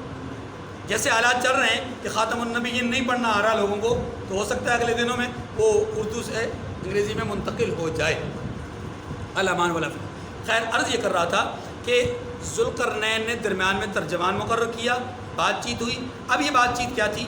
بات چیت یہ تھی کہ وہاں کے لوگ جناب ذوالقرنین سے عرض کرتے ہیں کہ حضرت بات یہ ہے کہ ہمارے جو اس طرف کی آبادی ہے وہ بڑے شریر ہیں، بڑے فاسد قسم کے لوگ ہیں، ظالم قسم کے لوگ ہیں، اور وہ کسی وقت بھی ہماری طرف آ جاتے ہیں اور لوٹ مار کرتے ہیں، اور ہمارے اموال کو، ہمارے مویشیوں کو، ہماری جانوں کو نقصان پہنچا کر کے چلے جاتے ہیں۔ جب چاہتے ہیں آتے ہیں اور آ کر کے اللہ بولتے ہیں اور ہم سے چیزیں اٹھا کر کے لے جاتے ہیں۔ آج بھی اگر آپ غور کریں افریقن ممالک کے اندر کیا ہو رہا ہے، یہی تو ہو رہا ہے۔ ایک بہت بڑا حلقہ وہاں پر چوروں اور ڈکیٹوں کا ہے، رازنوں کا ہے، اور وہ جاتے ہیں کسی بھی دکان والے کو بڑی ڈٹائی کے ساتھ سب کچھ نکالو گے، ہمارا حصہ دو، اور بیچارے سارا مہینہ 2 مہینے 4 مہینے کماتے ہیں اور جو کچھ ہوتا ہے وہ سارا ان کو کھلا دیتے ہیں۔ ایسے بیسیوں واقعات بلکہ سینکڑوں واقعات ہوتے ہیں۔ تو جناب ذوالقرنین سے انہوں نے کہا کہ آپ کو اگر ہم کچھ خرچ دے دیں، اب ظاہر ایک بادشاہ ہے، طاقت ہے، آپ کے پاس قوت ہے، آپ کو اگر ہم کچھ خرچ دیں تو کیا آپ ہمارے اور ان کے درمیان میں کوئی ایسی رکاوٹ ڈال سکتے ہیں کہ ان کے شر سے ہم بچ جائیں؟ اب جب ان کو یہ بات معلوم ہو گئی کہ یہ مظلوم ہیں، وہ ظالم ہیں، وہ شریر ہیں اور ان پر جا کر اپنے شر کا اظہار کرتے ہیں، اور ساتھ ہی انہوں نے دست ایک درخواست بھی کی ہے. اب چونکہ یہ ان کی رعایا کے اندر شامل ہو گئے، فتوحات یہاں تک ہوگی نا، رعایا کے اندر شامل ہو گئے، تو رعایا کی پاسداری کرنا یہ وقت کے حکمران کی ذمہ داری ہوتی ہے. تو وقت کے حکمران چونکہ نیک اور صالح تھے، اپنی ذمہ داری کو جانتے تھے، اللہ کا خوف دل میں موجود تھا، تو فوری طور پہ ایکسیپٹ کر دیا کہ میں آپ کی درخواست کو قبول کرتا ہوں، لیکن جہاں تک تمہارا یہ کہنا کہ ہم آپ کو خرچ دیں گے، مجھے تمہارے خرچ کی ضرورت نہیں ہے. جو میرے رب نے مجھے قوت دی ہے مالی، وہ بہت ہے. اتنی فتوحات میں کر کے آیا ہوں، اتنے ممالک کو میں نے فتح کیا ہے، اتنا مال و متاع میرے پاس موجود ہے، مجھے اس کی ضرورت نہیں. ہاں میرے پاس چونکہ یہاں پر افرادی قوت تمہارے علاوہ اور کوئی نہیں ہے، تم ہی ہو. میں اپنی فوج کو اس کام میں نہیں لگا سکتا، میری فوج کے دیگر معاملات بھی ہیں، میں ان کو فتوحات میں گویا افواج کو میں یہاں پر نہیں لا سکتا. یہ غیر سیاسی بات ہے. افواج کو میں گلی والوں میں نہیں لا سکتا، ان کی ذمہ داریاں اور ہیں. یہ تمہاری ذمہ داری ہے کہ تم اپنے فلاحی کاموں میں اپنے آپ کو خود سے پیش کرو. چنانچہ ان کا مال میں خرچ کروں گا، صلاحیتیں ہماری ہوں گی، لیکن زور بازو اور افرادی قوت تمہاری درکار ہے. میں نے کہا ایکسیپٹ کر لیا، قبول کر لیا. اب وہاں پر جناب ذوالقرنین نے اپنی مالی استطاعت کے موافق جو دیوار کھینچی ہے وہ انتہائی عجیب و غریب ہے. اور وہ کیا ہے کہ انہوں نے لوہے کی تختیاں منگوائیں، بڑی بڑی تختیاں منگوائیں، اور ان تختیوں کو اوپر نیچے رکھوایا، اور اس وقت کے لحاظ سے جو آلات تھے لوہا پگھلانے کے، جو اس وقت کا ایندھن تھا کوئلے کی شکل میں یا جس شکل میں بھی، وہ ساتھ ساتھ ایندھن اس کے اوپر ڈالتے رہے. پھر قرآن پاک یہ کہتا ہے قال انفخوا، جناب ذوالقرنین نے کہا کہ اب اس میں آگ پھونکی جائے. آگ پھونکی گئی اور وہ لوہا بالکل جو ہے وہ گرم ہو گیا اور سرخ ہو گیا. تب آپ نے فرمایا کہ اس کے اوپر اب یہاں پر سیسا تانبا پگھلایا جائے، تاکہ وہ جو درمیان کی خلائیں ہیں، وہ جو درمیان کی جو کسی قسم کی درزیں ہیں وہ بند ہو جائیں، اور پوری طرح یہ ایک دیوار شیشے کی مانند یا مضبوط جو ہے وہ ہو جائے. چنانچہ یہ مضبوط ترین دیوار انہوں نے کھڑی کر دی، اور یہ دیوار اس قوم کے جس کا مطالبہ تھا اس کے اور اس کی سمت مخالف یا اوٹ میں جو قوم تھی ان کے درمیان کھڑی ہو گئی. یہ دیوار کہاں واقع ہے؟ یہ دیوار کس جگہ پر واقع ہے؟ آج تک کوئی آدمی اس کا سراغ نہیں لگا سکا. سورہ کہف میں جو واقعات بیان ہوئے ہیں اس کا ایک مرکزی نقطہ ہم نے بار بار سمجھنے کی کوشش کی ہے کہ اللہ پاک نے یہ بتایا کہ اس کائنات کا نظام صرف اسباب پر نہیں چل رہا. میرے اس کائنات میں میرے بہت سارے جو نتائج ہیں میں مرتب کرتا ہوں وہ صرف محض اپنی قدرت سے، اس میں اسباب کار آمد اور کار فرمان نہیں ہوتے، اس میں میری قدرت ظاہر ہوتی. اب اگر آپ یہاں غور کریں تو آج سے 500 سال یا 400 سال پیچھے چلے جائیں تو آپ کو دنیا کا ایک بہت بڑا بر اعظم، جس کو چوتھا پانچواں بر اعظم کہتے ہیں، امریکہ وغیرہ، یہ آپ کو اس سے پہلے نظر نہیں آتا. 15ویں صدی سے پیچھے یہ بر اعظم آپ کو نظر نہیں آتا. یہ بر اعظم آپ کو دریافت ہوتا ہے 15ویں صدی کے بعد. خود آپ آسٹریلیا کو دیکھ لیں، آسٹریلیا ہی کے شمالی مشرقی جانب اگر آپ غور کریں تو وہاں پر ایک بہت بڑی دیوار ہے، شاید 1000 میل یا 1000 کلومیٹر کے فاصلے پر جو ہے وہ دیوار ہے، اور وہ دیوار ایسی ہے کہ اس کی چوڑائی بھی کئی میل کے فاصلے پر اس کی چوڑائی ہے. اسی طریقے سے دیواریں چین ہے، جس کو آپ دیکھ لیجئے، اور بھی دیواریں ہیں، مختلف قسم کی دیوار. دنیا کی بڑی بڑی 5 دیواریں جو دنیا کے اندر اس وقت بھی موجود ہیں، جن کے اوپر مختلف لوگوں کا خیال ہے کہ شاید یہ ہو، شاید وہ ہو، شاید وہ، لیکن حقیقت یہ کہ ان 5 میں سے کوئی بھی نہیں. دیواریں جس کو سد سکندری کہتے ہیں، دیوار ذوالقرنین جس کو کہتے ہیں، ان میں سے کوئی بھی نہیں ہے. دیوار ذوالقرنین کون سی ہے؟ یہ کہاں ہے؟ اس کے متعلق قرآن پاک نے خاموشی اختیار.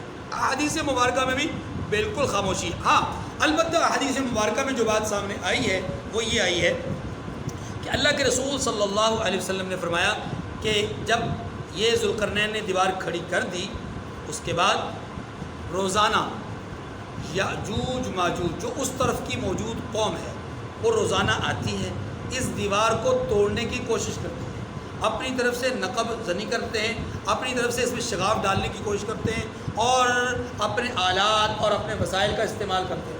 کسی درجے میں انہیں محسوس ہوتا ہے کہ اب یہاں پر شگاف پڑ گیا، اور شام تک محنت کر کے کچھ شگاف انہیں نظر آتا ہے، حقیقت میں تو شگاف ہوتا نہیں ہے لیکن انہیں محسوس ہوتا ہے۔ جب رات ہوتی ہے تو کہتے ہیں اب ہم آرام کرتے ہیں، صبح آئیں گے یہیں سے کام کو آگے بڑھائیں گے اور ہم آخرکار اس دیوار کو توڑنے میں کامیاب ہو جائیں گے، لیکن صبح آتے ہیں وہ شگاف پھر بند۔ روزانہ حالت یہی ہے، اور فرمایا کہ جب اللہ کی منشا ہوگی اللہ تبارک و تعالیٰ اس شگاف کو پیدا کر دیں گے، یعنی یہاں پر ایک یہ دیوار ٹوٹ جائے گی، اور جیسے یہ دیوار ٹوٹے گی اس کے بعد ایک طوفان بدتمیزی برپا ہوگا، اس پہ ہم بعد میں بات کریں گے۔ پہلے یہ سمجھیے کہ چونکہ میں نے عرض کیا تھا کہ ہم قرب قیامت کی یا قیامت کی نشانیوں کے حوالے سے کچھ بات عرض کریں گے، تو یہ سمجھیے ذرا، قیامت کی نشانیاں تین طرح کی ہیں۔ نمبر ایک، قیامت سے کچھ دور کی نشانیاں۔ نمبر دو، قیامت کے قریب کی چھوٹی چھوٹی نشانیاں۔ اور نمبر تین، قیامت کے بالکل سر پہ یا جن نشانیوں کے سر پہ قیامت کھڑی ہے وہ بڑی بڑی نشانیاں۔ تو ایک وہ نشانیاں ہیں جو قیامت سے کچھ دور ہیں، بہت دور نہیں، کچھ دور ہیں۔ وہ نشانیاں کون سی ہیں؟ رحمت دو عالم صلی اللہ علیہ وسلم کی بعثت مبارکہ اس میں شامل ہے۔ آپ صلی اللہ علیہ وسلم نے فرمایا انا والساعۃ کہاتین، میں اور قیامت یوں ہیں، یعنی اب ہمارے درمیان کوئی زیادہ فاصلہ نہیں رہا۔ آپ نے اپنے آپ کو انگشت شہادت کے اور جو درمیانی انگلی ہے اس کو قیامت کی طرف اشارہ فرمایا کہ میرے اور قیامت کے درمیان اب بہت زیادہ فاصلہ، مقصود یہ تھا کہ فاصلہ زیادہ نہیں رہے بلکہ اب وہ فاصلہ ختم ہو گیا۔ رسول اللہ صلی اللہ علیہ وسلم سے پہلے بھی انبیاء علیہ السلام قیامت کے حوالے سے تذکرہ کرتے رہے ہیں، نشانیاں بتاتے رہے ہیں، لیکن وہ نشانیاں کافی دور اور بعید کی نشانیاں تھیں۔ خود آپ صلی اللہ علیہ وسلم کی بعثت کو قیامت کی نشانیوں میں سے ایک قرار دیا، تو آپ صلی اللہ علیہ وسلم نے خود بھی اس کو قیامت کی نشانی قرار دیا۔ تو گویا کہ قیامت کی جو دور کی نشانی ہے وہ رسول اللہ صلی اللہ علیہ وسلم کی بعثت ہے۔ پھر آپ صلی اللہ علیہ وسلم نے مختلف مواقع پر، مختلف مقامات پر، مختلف فرامین میں قیامت کی بہت ساری نشانیاں بیان کی۔ ایک حدیث میں آپ صلی اللہ علیہ وسلم نے ایک ہی موقع پر، ایک ہی جگہ میں، ایک ہی مقام پر بیٹھ کر کے تقریباً 72 نشانیاں قیامت کی بیان کی، اور یہ وہ نشانیاں ہیں جن کو اگر ہم بنظر غائر دیکھیں اس وقت یہ ساری نشانیاں تقریباً پوری ہو چکی ہیں۔ مثلا چند ایک میں عرض کر دیتا ہوں۔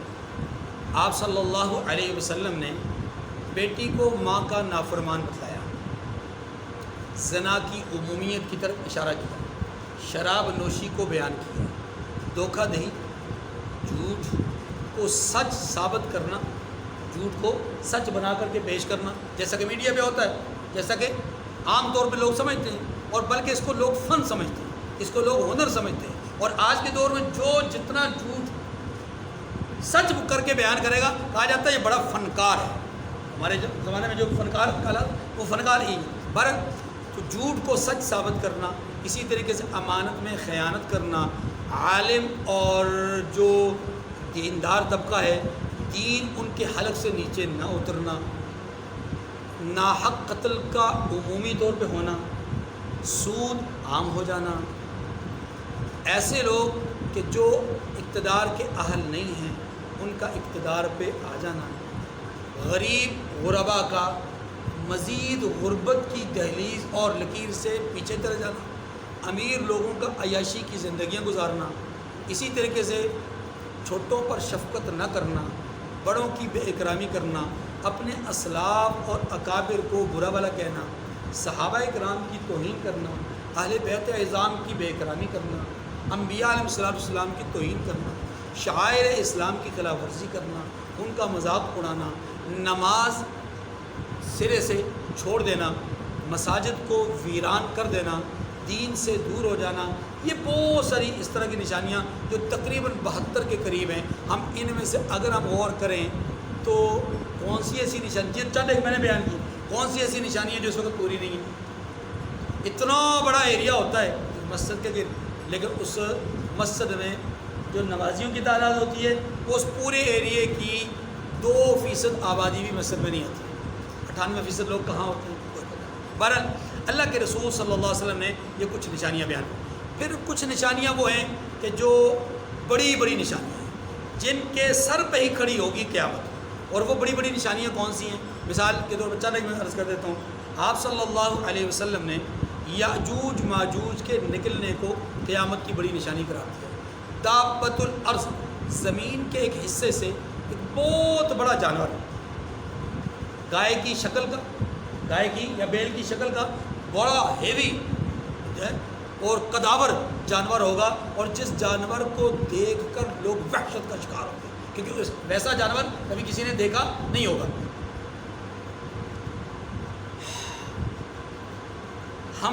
میں یہاں پر رک کر کے ایک بات عرض کرتا ہوں، ہم مسلمان اپنے نبی صلی اللہ علیہ وسلم کے فرامین کو نہ تو سمجھنے کے لیے تیار ہیں، اور جو سمجھے ہوئے ہیں نہ اس پہ کان اور ذہن اور دل اور دماغ دھرنے کے لیے تیار ہیں۔ لیکن باطل جو کہ دجال کی آمد کا منتظر ہے، باطل جو کہ دجال کو اپنا گاڈ کہتا ہے، دجال جو کہ دجال کو اپنا نجات دہندہ کہتا ہے، باطل وہ جو مسلمانوں کا اپنا مخالف ہے، رسول اللہ علیہ وسلم کو نہیں مانتا، اللہ کے دین کو نہیں مانتا، وہ حضور کی باتوں کو سچا مانتا ہے۔ حضور کی باتوں کو دجال کے حوالے سے جو پیشن گوئیاں ہم بیان کرتے ہیں، ہم بہت اکا دکا کوئی ماننے کے لیے تھے، وہ بھی بہت دور ہے جی، اور ہم دجال تک نہیں جاتے جی، ہمارا اپنا کانسیپٹ یہ ہوتا ہے۔ جبکہ یہود اسی دجال کے لیے تیار کر رہے ہیں اپنے بچوں کو، یہود اسی دجال کے لیے اپنی قوم کو تیار کیے ہوئے، اور انہوں نے اپنی قوم کو تیار کرنے کے بعد مجھے اور آپ کو بھی ذہنی طور پہ دجال کا ہم نوا بنانے کے لیے تیار کر لیا ہے۔ انہوں نے ہمیں بتلا دیا ہے کہ فلاں تو ایک آنکھ سے دیکھتا ہے، وہ ایک آنکھ سے دیکھنا یہ اچھائی ہے، برائی نہیں ہے۔ دجال کی آمد سے پہلے انہوں نے تیار کر دیا ہے کہ دجال ایک اچھی چیز ہے، بری چیز ہے۔ انہوں نے اپنے $1 کے پشت پر دجال کی وہ ایک آنکھ تیکونی شکل بنا کر کے درمیان میں ایک آنکھ ڈال دی ہے، بتا دیا کہ جناب اس سے متعارف ہو جائے، یہ کوئی بری بات نہیں ہے۔ اچھا، یہ جو دابۃ الارض ہے، بات یہاں سے چل رہی تھی، دابۃ الارض ہے زمین کے اندر سے ایک قوی ہیکل جانور کا خروج نکلنا، اور اس سے لوگوں کا انتہائی زیادہ خوفزدہ ہو جانا، یہ ایک ایسی بات ہے کہ جس بات کو قرآن پاک نے، احادیث مبارکہ نے قرب قیامت کی بڑی نشانیوں میں سے ایک نشانی بتایا۔ سورہ نمل میں دابۃ الارض کا ذکر آتا ہے۔ اب اسی دابۃ الارض کی مختلف شکلیں، مختلف صورتیں، جو باطل نظریات کے حامل لوگ ہیں انہوں نے اپنی فلموں کے اندر بہت سارے جانوروں کو کبھی اگر بڑی بڑی شکل دے کر کے کہ وہ پوری کی پوری بلڈنگ کو یوں کر کے کھا جاتے ہیں، اور پوری کی پوری ایک آبادی کو یوں کر کے وہ ایک ہاتھ سے تھپڑ مارتے ہیں، اور پوری کی پوری آبادی جو ہے وہ مسمار ہو جاتی ہے، اور وہ ٹوٹ پھوٹ کا شکار ہو جاتی ہے، اور لوگ اس کے آمد کے بعد خوف سے، ڈر سے بھاگتے ہیں۔ یہ سلسلہ کیا ہے؟ یہ ایک ذہنی طور پر اپنی جماعت اور اپنے لوگوں کے علاوہ جو دوسرے لوگ ہیں انہیں تیار کیا جا رہا ہے کہ جناب یہ سب کچھ تو ہونا ہی ہے، ہمیں تو پتہ ہے، تمہیں یقین ہو یا نہ ہو۔ دابۃ الارض، پھر آسمان کے اندر دھواں ہی دھواں ہوگا، یہ بھی بڑی نشانیوں میں سے ایک نشانی ہے۔ زمین کے 3 اطراف سے آگ بھڑکے گی، اور وہ آگ معمولی درجے کی آگ نہیں ہوگی، اتنی وسیع پیمانے پہ اور اتنے وسیع ایریے پہ یہ آگ پھیلے گی 3 مختلف حصوں میں، کہ اس آگ کے خوف کی وجہ سے لوگ دوڑتے چلے جائیں گے، اور یہ آگ بھی لوگوں کے پیچھے پیچھے جائے گی، یہاں تک کہ لوگوں کا رخ وہ میدان عرفات کی طرف ہوگا۔ قیامت کی بڑی نشانیوں میں سے ایک نشانی امام مہدی علیہ الرضوان کا آمد، ان کی آمد ہے، اور ان کو سرزمین مکہ میں خانہ کعبہ کے اندر طواف کے دوران جو بیت اللہ کا دروازہ ہے اور جو مقام ابراہیم ہے، اس کے درمیان یہاں کھڑے ہوئے امام مہدی کو، جن کا نام محمد، ان کے والد کا نام عبداللہ ہوگا، ان کی والدہ کا نام آمنہ ہوگا، اللہ کے رسول فرماتے ہیں کہ وہاں پر ان کو وقت کے 40 ابدال وقت کے 40 نیک بزرگ لوگ ان کو پہچانیں گے اور ان کے ہاتھ پر بیعت کریں گے، وہ معذرت کریں گے، وہ اپنی جان چھڑانے کی پوری کوشش کریں گے، لیکن یہ ان کو نہیں چھوڑیں گے یہاں تک کہ یہ بیعت کا سلسلہ حج کا زمانہ ہوگا تو انہی لوگوں کے وساطت سے جو حج پہ آئے ہوں گے، انہی کی وساطت سے پوری دنیا میں آہستہ آہستہ پھیل جائے گا کہ امام مہدی تشریف لے آئے ہیں، ان کے ہاتھ پہ علماء نے بیعت کرنا شروع کر دی ہے۔ اب ان کی بیعت کا سلسلہ آگے بڑھتا جائے گا یہاں تک کہ یہی امام مہدی اور پھر اس کے بعد حضرت عیسیٰ علیہ السلام کا نزول ہوگا دمشق کی جامع مسجد میں، اور ان دونوں کی پوری قیادت اور سیادت میں دجال کے ساتھ ایک جنگ ہوگی، دجال کے ساتھ ایک لڑائی ہوگی۔ دجال مقام لد جو کہ اس وقت اسرائیل کے قریب یعنی سرزمین شام میں مقام لد ہے، وہاں پر جب دجال پہنچے گا تو حضرت عیسیٰ علیہ السلام اور جناب امام مہدی مل کر کے اس کو وہاں پر قتل کریں گے۔ اور اس کا سفر کتنا ہوگا؟ اللہ کے رسول نے فرمایا کہ 40، راوی کہتے ہیں مجھے معلوم نہیں، یاد نہیں ہے کہ اللہ کے رسول نے 40 سال کہا، اللہ کے رسول نے 40 دن کہا، اللہ کے رسول نے 40 مہینے کہا، مجھے یہ یاد نہیں کہ آگے 40 کے ساتھ فکرہ کیا تھا، لیکن آپ نے فرمایا وہ 40 کے عدد میں رہے گا۔ اور اس کا پہلا دن، دجال کا پہلا دن ایسا ہوگا کہ وہ پہلے دن اتنا لمبا سفر کرے گا جتنا ہم 1 سال میں کرتے ہیں، دوسرے دن کا سفر 1 مہینے کے برابر ہوگا، تیسرے دن کا سفر 1 ہفتے کے برابر ہوگا، اور پھر چوتھے دن سے وہ معمول کے مطابق جیسے عام سفر ہوتا ہے انسانوں کو، لیکن اس کی جو کیفیت، جو اس کے حالات، جو اس کے اوصاف، جو اس کو اللہ کی طرف سے استدراج خصال عطا فرمائے ہیں، ان کا جب قرآن حدیث مبارکہ میں ہم تذکرہ پڑھتے ہیں الامان والحفیظ، ہمارا تو ایمان ہے ہی بہت کمزور، بہت ہی کمزور ہے، ہم تو چھوٹی چھوٹی چیزوں کے پیچھے اپنے ایمان کو برباد کر دیتے ہیں۔ یہ تو دجال وہ ہوگا کہ جو بنجر زمین سے کہے گا سرسبز ہو جائے، بالکل تپتی دھوپ، کوئی بادل کے آثار نہیں، کچھ بھی نہیں، لوگوں سے کہے گا میں تمہارا رب ہوں، نہیں مانتے، نشانی بتاؤں میں بارش برسا دوں، وہ کہیں گے برسا کے دکھاؤ، تو کہے گا بارش برس جا، ایسے برسنا شروع ہو جائے گی، اور جیسے برسے گی وہاں کھڑے ہوئے سارے لوگ الا ماشاء اللہ سارے اس کو خدا مان لیں گے۔ یہ معمولی بات نہیں ہے، رسول اللہ صلی اللہ علیہ وسلم خود اس فتنے سے پناہ مانگتے رہے۔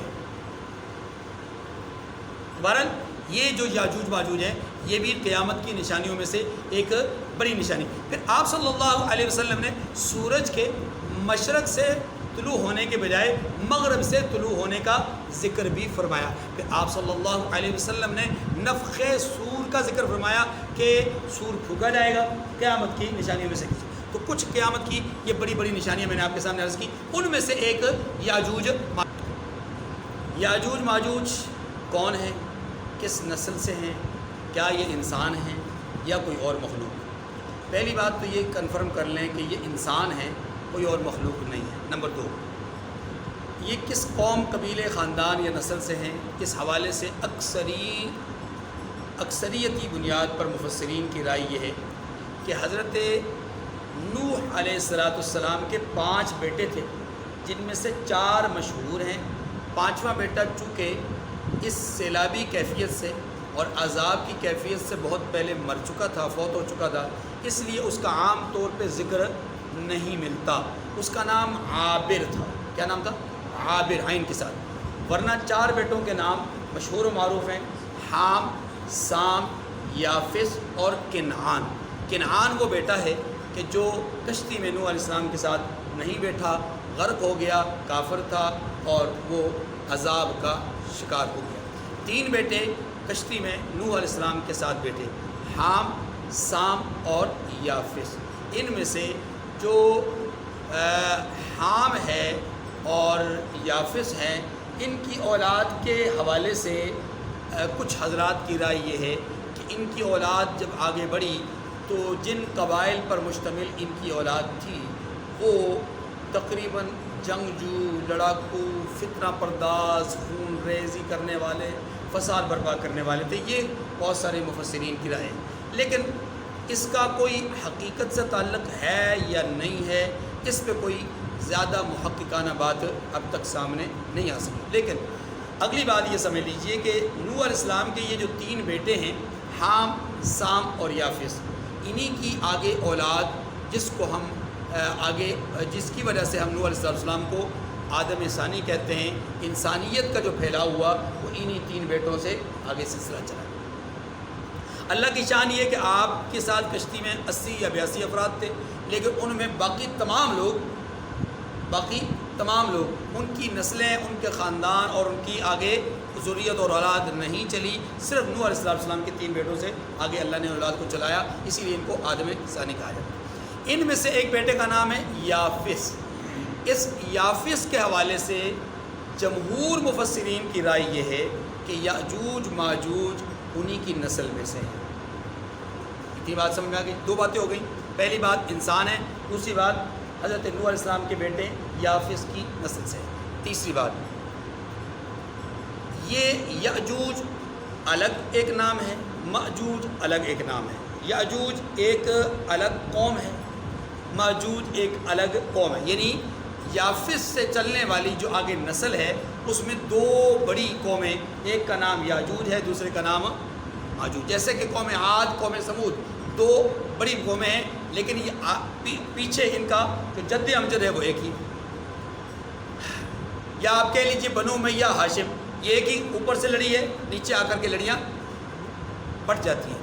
خیر، تو یافس کی اولاد میں سے یہ 2 بڑی قومیں، ایک کا نام یاجوج، دوسرے کا نام ماجوج۔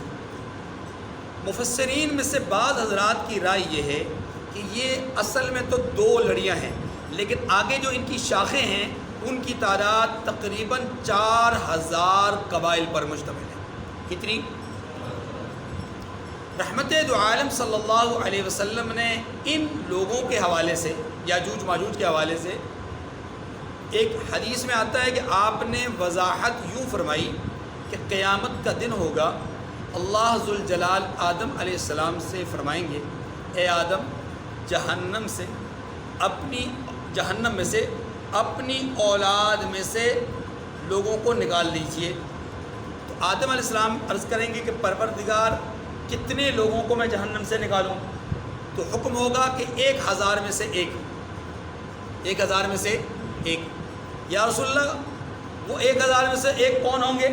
تو فرمایا کہ وہ 1000 جہنمی، یعنی ہر 1000 جہنمی، ان میں سے ایک لیا جائے گا، 999 جو جہنمی ہوں گے وہ یاجوج ماجوج ہوں گے۔ آپ شاید حدیث مبارکہ کی روشنی میں ان کی تعداد کو نہیں سمجھ پائے۔ جہنم میں جتنے لوگ ہیں ان میں سے ہر 1000 میں سے ایک لوگ لیے جائیں گے۔ جنت میں جن لوگوں کو بھیجا جائے گا وہ پوری انسانیت کا 1/3 حصہ ہوں گے، پوری انسانیت کا 1/3 حصہ ہوں گے۔ اس 1/3 میں سے جو 1/3 لوگ ہوں گے وہ باقی امتوں کے لوگ ہوں گے، اور 2/3 امت محمدیہ کے ہوں گے، اس 1/3 میں سے۔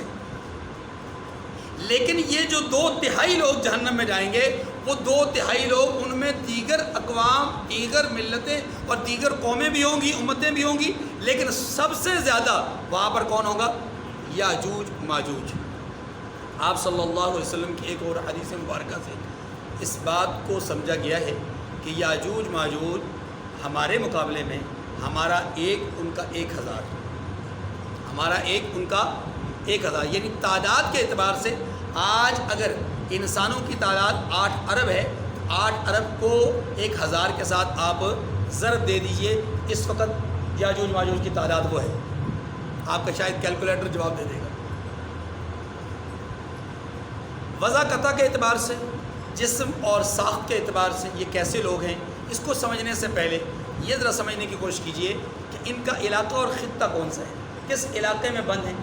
تو اس حوالے سے محققین کی رائے یہ ہے کہ کوئی تحقیقی بات ان کے حوالے سے نہیں کی جا سکتی۔ کیوں؟ اس لیے کہ اس دیوار کا ہی تعین نہیں ہو رہا جو ان کے اور دوسرے لوگوں کے درمیان جناب ذوالقرنین نے کھینچی تھی۔ دنیا میں 5 بڑی مشہور جو دیواریں ہیں ان میں سے کوئی ایک دیوار بھی ایسی نہیں کہ جس پر دیوار ذوالقرنین، جس کو سد سکندری بھی کہتے ہیں، دیوار ذوالقرنین کا جس کو مصداق کہا جائے۔ کیوں؟ اس لیے کہ یا تو وہ دیواریں جیسے دیوار چین ہے دیواریں معارف وغیرہ ہیں، اگر ان دیواروں کو دیکھا جائے تو یہ دیواریں لوہے سے بنی ہوئی نہیں ہیں، تانبا اس میں پگھلایا نہیں گیا، شیشہ نہیں پگھلایا گیا۔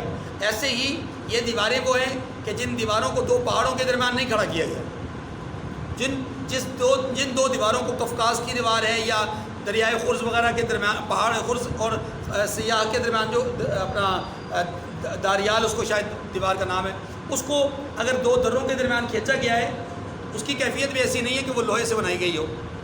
اس لیے زیادہ قرین قیاس بات یہ ہے کہ دنیا کی 5 بڑی مشہور جو دیواریں ہیں ان میں سے کوئی ایک بھی اس کا شاید مصداق نہیں ہے، اور اس لیے یہ مخفی ہے کہ اللہ نے اپنی قدرت کا یہاں پر اظہار کرنا ہے کہ تم اپنی تمام تر جو دنیاوی جو معلومات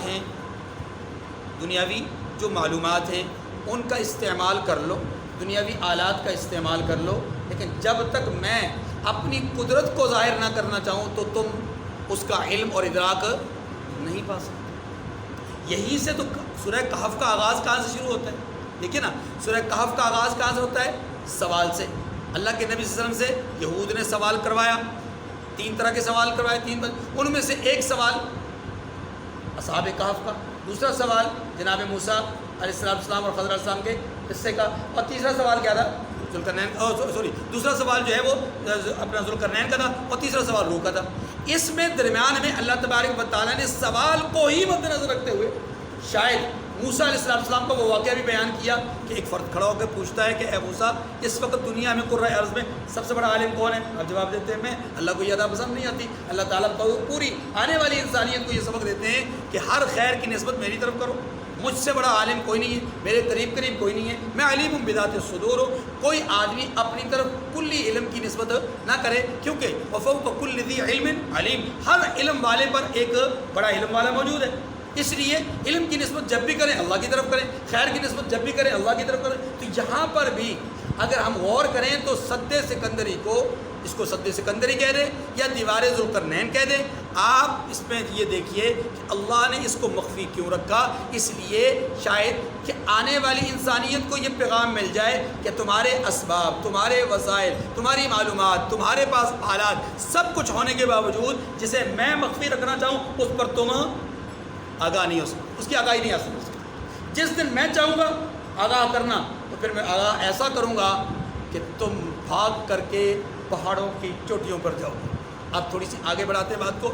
یاجوج ماجوج تعداد آپ کے سامنے آ گئی، نسل قوم قبیلہ آ گیا، علاقائی اعتبار سے تعلق میں نے عرض کیا کہ کوئی مخصوص نہیں۔ ہاں کچھ لوگوں کی رائے ہے کہ یہ جو رشین لوگ ہیں، روس وغیرہ کے لوگ، یہ شاید اس کا مصداق ہیں۔ کچھ لوگوں کا خیال یہ ہے کہ منگول اور ترک اس کا مصداق ہیں۔ کچھ لوگوں کی رائے یہ ہے کہ تاتاری، جنہوں نے کشت و خون کیا مسلمانوں کا، جنہوں نے مسلمانوں کو یعنی بہت بڑا نقصان پہنچایا، خون بہایا تو دریا سرخ ہو گئے، ایسا ظلم اور تشدد انہوں نے کیا۔ لیکن ان کی بعض حضرات کی رائے یہ ہے کہ وہ تاتاری ہیں، لیکن حقیقت حال یہ ہے جو حدیث مبارکہ سے معلوم ہوتی ہے وہ یہ کہ یہ سب لوگ نہیں ہیں۔ ہاں یہ انہی کی ایک جز ہوں، یہ ہو سکتا ہے، خیر والے جز ہوں، یہ ہو سکتا ہے، یہ شر و فساد والے نہ ہوں، یہ ہو سکتا ہے، لیکن زیادہ قرین قیاس بات یہ ہے اللہ نے انہیں مخفی رکھا ہے، دیوار کے پیچھے چھپائے رکھا ہے۔ وہ شریر اور فسادی لوگ ہیں، جب تک اللہ چاہیں گے وہ دیوار کے پیچھے ہوں۔ اب حدیث مبارکہ ایک اور اللہ کے نبی صلی اللہ علیہ وسلم نے ایک بات اس بات کی طرف بھی اشارہ فرمایا کہ ہر روز وہ شگاف ڈالنے کی کوشش کرتے ہیں، کچھ انہیں شگاف ہوتا ہوا معلوم ہوتا ہے، شام کا وقت ہوتا ہے، کہتے ہیں اب صبح آ کر کے اس کام کو آگے بڑھائیں گے اور یوں ہم اپنی منزل تک پہنچ جائیں گے، یعنی اس دیوار کو توڑ دیں گے۔ لیکن صبح آتے ہیں تو دیوار پھر سے اسی طرح پہلے کی طرح مضبوط ہوتی ہے، ہر روز اسی طرح کرتے ہیں۔ جب اللہ چاہیں گے کہ وہ باہر آ جائے اس دن وہ شام کو کہیں گے انشاءاللہ صبح ہم اس کو یہاں سے آگے بڑھائیں گے اور ہم اس کو توڑ دیں گے۔ پھر اگلے دن آئیں گے، وہ واقعی شگاف اسی طرح کا ہوگا جہاں پر وہ موجود ہوگا، وہاں سے تھوڑی کوشش کریں گے، محنت کریں گے اور وہ اپنی منزل کو پا لیں گے۔ منزل ان کی کیا ہے؟ دیوار کو توڑنا۔ دیوار کو توڑ کر کے چونکہ بنیادی طور پہ فسادی ہیں، بنیادی طور پہ شرارتی ہیں، تو اس لیے وہ شرارت کی طرف اور فساد کی طرف آگے آئیں گے۔ تعداد آپ کے سامنے آ گئی۔ قد کاٹ کے اعتبار سے محققین مفسرین کی رائے یہ ہے ان کے جو قد کاٹ ہیں وہ مختلف ہیں۔ بعض ایسے لوگ ہیں ان میں سے 4000 قبائل میں سے بعض قبائل وہ ہیں کہ جن کا قد ایک ہاتھ کے برابر ہے. ایک عربی میں ایک ہاتھ کا تعلق یہاں سے لے کر کے یہاں تک ہوتا ہے. یہ ہاتھ میں ہم اس کو ہاتھ کہتے ہیں. عربی میں ہاتھ کا تعلق یہاں سے ہے، یعنی ان کا قد اتنا ہے. بعض حضرات کی رائے یہ کہ 2 ہاتھ کے برابر ہے. بعض حضرات کی رائے یہ کہ وہ نارمل انسانوں کی طرح ہے. لیکن اکثریت کی رائے یہ ہے کہ قد کاٹ کے اعتبار سے یہ عام لوگوں سے نسبتاً کیا ہے، تھوڑے چھوٹے ہیں، بونے ہیں، چپٹی ہوئی ناک والے، مطلب ان کی ناکیں چپٹی ہوئی ہیں اور گول مٹول ان کے چہرے ہیں. خد و خال ان کا مفسرین نے بیان کیا. بہرحال یہ ایک وحشی قسم کی اور درندہ صفت مخلوق ہے، یعنی انسان ہے لیکن درندگی ان میں پائی جاتی ہے. فسادی ہیں، شریر ہیں، اور جب یہ باہر نکلیں گے حدیث مبارکہ کی روشنی میں آتا ہے کہ یہ اس وقت کا واقعہ ہے کہ جب عیسیٰ علیہ السلام کا نزول ہو چکا ہوگا. بعض حضرات کی رائے یہ کہ ان کے خروج کے فوراً بعد عیسیٰ علیہ السلام نازل ہوں گے، لیکن زیادہ قرینے کے بات یہ کہ خروج پہلے ہی ہوا ہوگا. دجال والا معاملہ پہلے ہو چکا ہوگا. یہ آئیں گے اور آ کر کے جس طرف بھی دیکھیں گے اپنی طرف سے یہ فساد برپا کریں گے، طوفان برپا کریں گے. جو بستی نظر آئے گی اسے ہلاک کریں گے، جو انسان، جو جانور، جو چیز نظر آئے گی اسے تباہ و برباد کر دیں گے. غارت کریں گے ہر چیز کو، یہاں تک کہ راستے میں آنے والے ہر تالاب، ہر چشمے اور ہر اس قسم کا جو جوہر وغیرہ ہوگا اس سب میں سے پانی کو پیتے جائیں گے اور خالی کرتے جائیں گے، اور وہاں سے دھول اڑتی ہوئی انہیں محسوس ہوگی اور ان کو لگے گا کہ ہم زمین کے اندر تباہی پھیلا رہے ہیں، ہم اپنے کاز میں، اپنے مشن میں کامیاب ہوتے جا رہے ہیں. اور یہ چلتے جائیں گے یہاں تک کہ ارض مقدس فلسطین کے قریب مقام تبریہ کا جو ایک بہت بڑی جھیل ہے، اس جھیل کو پینے کے بعد جب وہاں سے دھول اڑتی ہوئی نظر آئے گی تو دائیں بائیں دیکھیں گے کوئی چیز نظر نہیں آئے گی سوائے پہاڑوں کے، تو کہیں گے ہم زمین والوں کو قتل کر چکے. قتلنا من فی الارض، جو لوگ زمین میں تھے، جو مخلوقات، جو جاندار زمین میں تھے، ہم نے سب کو کیا کر دیا؟ مار دیا، تباہ و برباد کر دیا. اب ان کی نیت اور فساد میں کیا اگلی بات آئے گی کہ ہم نے زمین والوں کو مار دیا.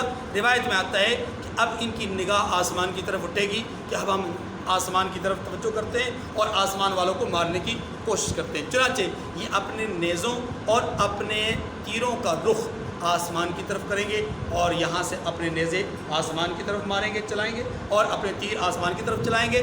اور وہاں سے قدرت کا شاہکار دیکھیے، اللہ کی قدرت دیکھیے کہ اللہ تبارک و تعالیٰ ان کے نیزوں کے پھالوں کے ساتھ، ان کے تیروں کے نوکوں کے ساتھ خون لگا کر کے، رنگ لگا کر کے واپس لوٹائیں گے. اور یہ جب واپس اس کو دیکھیں گے تو خوشی منائیں گے، جشن منائیں گے، خوش ہوں گے کہ ہم نے زمین والوں کو بھی مٹا دیا، ہم نے آسمان والوں کو بھی مٹا دیا. روایت میں آتا ہے کہ جب یہ فسادی قوم نکلے گی اللہ عیسیٰ علیہ السلام کے دل میں یہ بات ڈالیں گے یا وحی کے ذریعے سے بات پہنچائیں گے، اے عیسیٰ لوگوں کو، اپنے ماننے والوں کو لے کر کے پہاڑ کے اوپر چلے جائیے، پہاڑوں کے اوپر چلے جائیے. اب زمین میں فسادی قوم آ گئی ہے، یہ ان سے کوئی بچ نہیں پائے گا. تو حضرت عیسیٰ علیہ السلام لوگوں کو لے کر پہاڑوں کے اوپر چلے جائیں گے. یہ پہاڑوں کے اوپر نہیں چڑھیں گے، یہ بس میدانی علاقوں میں گھومیں گے پھریں گے اور فساد کرتے جائیں گے. جیسے جیسے ان کا رخ آگے بڑھتا جائے گا جو چیز نظر آئے گی اسے ہلاک کریں گے. بالآخر روایت سے ثابت ہوتا ہے کہ 2 باتیں. ایک یہ اللہ تبارک و تعالیٰ انہیں کسی موذی مرض میں مبتلا کریں گے، موذی مرض میں مبتلا کریں گے، جو اتنی شریر قوم، اتنی کثیر تعداد میں، اور انہیں موذی مرض میں، وہ طاعون کا مرض ہو سکتا ہے، وہ کسی اور وبائی مرض میں مبتلا ہوں گے اور فوری طور پر مر جائیں گے اسی مرض میں. ایک روایت سے یہ پتہ چلتا ہے کہ ان کی گردنوں میں اللہ تبارک و تعالیٰ کیڑے پیدا کر دیں گے اور اسی سے ان کی جان تلف ہو جائے گی اور یہ مر جائیں گے. جب یہ مر جائیں گے زمین کے اندر بدبو پھیل جائے گی. ظاہر ایک موذی مرض سے مرنے والے اور ان کو دفنانے والا کوئی نہیں، ان کو اٹھانے والا کوئی نہیں، اور تعداد بھی اتنی زیادہ زمین پہ جیسے چیونٹیاں ہوتی ہیں. ہاں جی، تو اللہ تبارک و تعالیٰ ایک موسلا دھار بارش کا سلسلہ چلائیں گے. طوفانی بارش ہوگی اور وہ اتنی تیز رفتار بارش ہوگی کہ پانی سیلاب کی طرف بہے گا اور یہ سارے کے سارے، ایک روایت میں آتا ہے سارے کے سارے بہہ کر کے سمندر کی نظر ہو جائیں گے. اور دوسری روایت میں یہ آتا ہے کہ عیسیٰ علیہ السلام کو پروردگار کی طرف سے اشارہ ہوگا، حکم ہوگا، وہی آئے گی، اے عیسیٰ جو نیزے انہوں نے استعمال کیے ہیں، جو تیر انہوں نے استعمال کیے ہیں، ان میں سے لکڑیاں ان کو سب کو جمع کیجئے اور جمع کر کے ان سب کو ان کے ارد گرد ان کے اوپر پھینک دیجئے اور پھر آگ لگا دیجئے. وہ لکڑیاں ان کے اوپر ڈال کر کے ان کو آگ لگائی جائے گی اور یہ سب جل کر کے راکھ ہوں گے، پھر بارش آئے گی اور پھر بارش ان کی آگ راکھ کو جو ہے وہ دریا برد کرے گی۔ اس سے اگر یہ روایت، اس روایت سے سبق جو ملتا ہے وہ یہ ملتا ہے کہ اگر یہ روایت درست ہے تو پھر آپ اندازہ کیجئے کہ کس قدر ان کی تعداد ہوگی، کہ اتنی کثیر تعداد کے لوگ کتنا تیر استعمال کریں گے، کتنا نیزہ استعمال کریں گے۔ ایک بات، دوسری ایک اور اہم بات کی طرف توجہ دلانا چاہوں گا اگر آپ توجہ فرمائیں تو، وہ یہ ہے کہ قرب قیامت میں شاید یہ جو موجود اسلحہ ہے ناپید ہو جائے، یہ ختم ہو جائے۔ اور یہ بات ایک اور حدیث سے بھی پتہ چلتی ہے، اور وہ کیا ہے کہ حضرت عیسیٰ علیہ السلام جو دجال سے جنگ لڑیں گے وہ جنگ بھی تیر اور تلوار کی ہوگی، اس جنگ میں بھی نیزے استعمال ہوں گے۔ اس سے معلوم یہ ہوا کہ ایٹم اور یہ جو بارود اور یہ جو اسلحہ ہے اور یہ چیزیں ہیں، یہ ساری کی ساری چیزیں کیا ہو جائیں گی؟ ناپید ہو جائیں گی، مفقود ہو جائیں گی۔ اور اس کا کیا سبب بنے گا، کیا اس کا ذریعہ بنے گا؟ کیا پوری دنیا اس بات پر اتفاق کرے گی آنے والے کچھ سالوں کے بعد کہ جناب یہ بارود سارا کا سارا تباہ و برباد کر دیا جائے، یا اس کی کیا شکل بنے گی؟ واللہ عالم۔ لیکن جو احادیث سے پتہ چلتا ہے وہ یہ کہ قرب قیامت میں جو جنگ ہوگی، جو لڑائی ہوگی، وہ تیر و تلوار کی ہوگی، نیزے اور کمان کو استعمال کیا جائے گا، یعنی یہ بارود استعمال نہیں ہوگا۔ ورنہ اللہ کے رسول صلی اللہ علیہ وسلم اس طرف اشارہ فرماتے کہ ایسی چیز استعمال ہوگی جس سے دھواں ہی دھواں اٹھے گا، ایسی چیز استعمال ہوگی جس سے لوگ جلیں گے، ایسی چیز کا استعمال کریں گے جس سے لوگ بسم ہو جائیں گے۔ لیکن اللہ کے رسول نے اس طرف کوئی اشارہ نہیں کیا، تو معلوم یہ ہوا ایک خاص بات جو آپ نے فرمائی وہ یہ کہ اس زمانے میں تیر اور تلوار کا استعمال، معلوم یہ ہوا کہ آخری وقت میں یہ بارود ختم ہو جائے گا۔ اللہ کے پیغمبر حضرت عیسیٰ علیہ السلام جب دیکھیں گے کہ زمین بالکل صاف ہو گئی ہے، اب اللہ کے بندوں کو زمین پہ اترنے کے لیے کہیں گے۔ یہ وہ دور ہوگا، یہ وہ وقت ہوگا جب سٹارٹ ہوتا ہے، آغاز ہوتا ہے اس زمانے کا جس کو حدیث مبارکہ میں 7 سال کا زمانہ قرار دیا گیا۔ ان 7 سالوں میں اس زمین پر صرف اللہ کا نام لینے والے لوگ زندہ ہوں گے۔ کوئی آدمی ایسا نہیں ہوگا جو اللہ کو نہ جانتا ہو، نہ یاد کرتا ہو، اللہ کی ذات سے غافل ہو۔ 7 سال تک عیسیٰ علیہ السلام لوگوں کے درمیان میں رہیں گے، پھر عیسیٰ علیہ السلام اس دنیا سے پردہ، اس کے بعد اگلی ذات پر، ورنہ تو عیسیٰ علیہ السلام ایک زمانے تک یہاں رہیں گے، 40 سال تک بھی آتا ہے۔ تو عیسیٰ علیہ السلام پھر یہاں سے کوچ فرما جائیں گے۔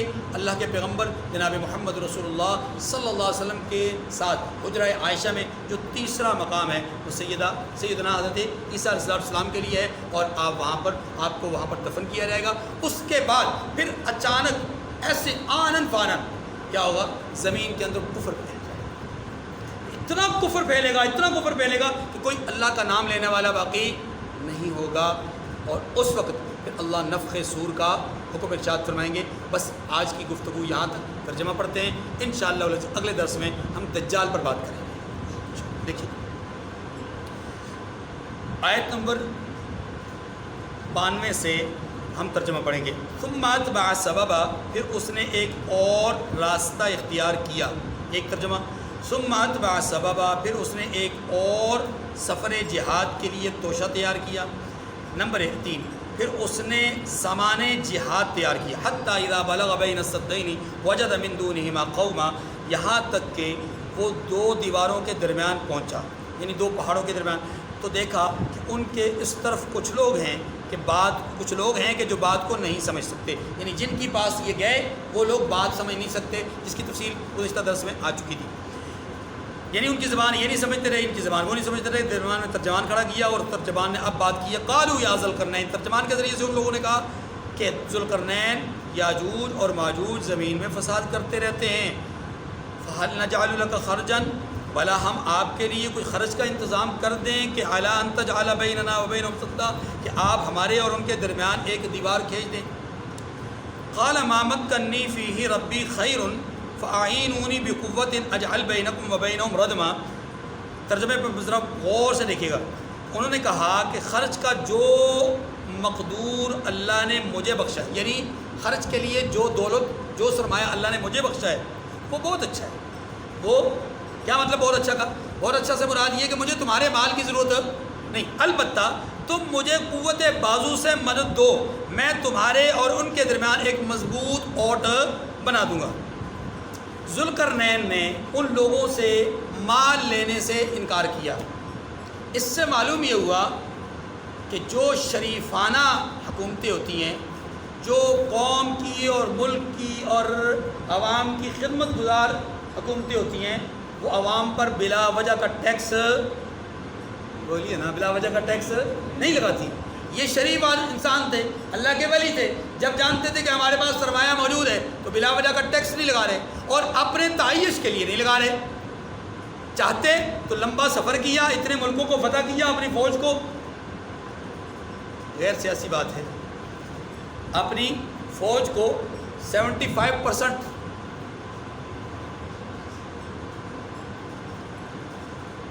دینے کا نہیں سوچا، کہا جو ہمارا پہلے سے طے ہے وہی ہوگا، آپ کے اس خدمت کرنے سے ہم یہاں پر کوئی کاروبار نہیں کرنا چاہتے۔ ہمارے یہاں کیا ہو رہا ہے؟ ہمارے یہاں یہ ہو رہا ہے کہ عوام کے ٹیکس سے اور عوام پر ناجائز اور بلا جواز ٹیکس لگائے جا رہے ہیں، اور یہ ٹیکس لگا کر کے اپنی عیاشیوں کا سامان کیا جا رہا ہے۔ کیا اس ملک کے اندر جو 10,000 20,000 25,000 30,000 کمانے والا آدمی ہے، ریڈی بان ہے، وہ لوگ ہیں کہ جن کی 5 10 دن تک دیہڑی نہیں لگتی، کیا وہ اپنے بجلی کے بل میں ٹی وی کا ٹیکس نہیں دیتے؟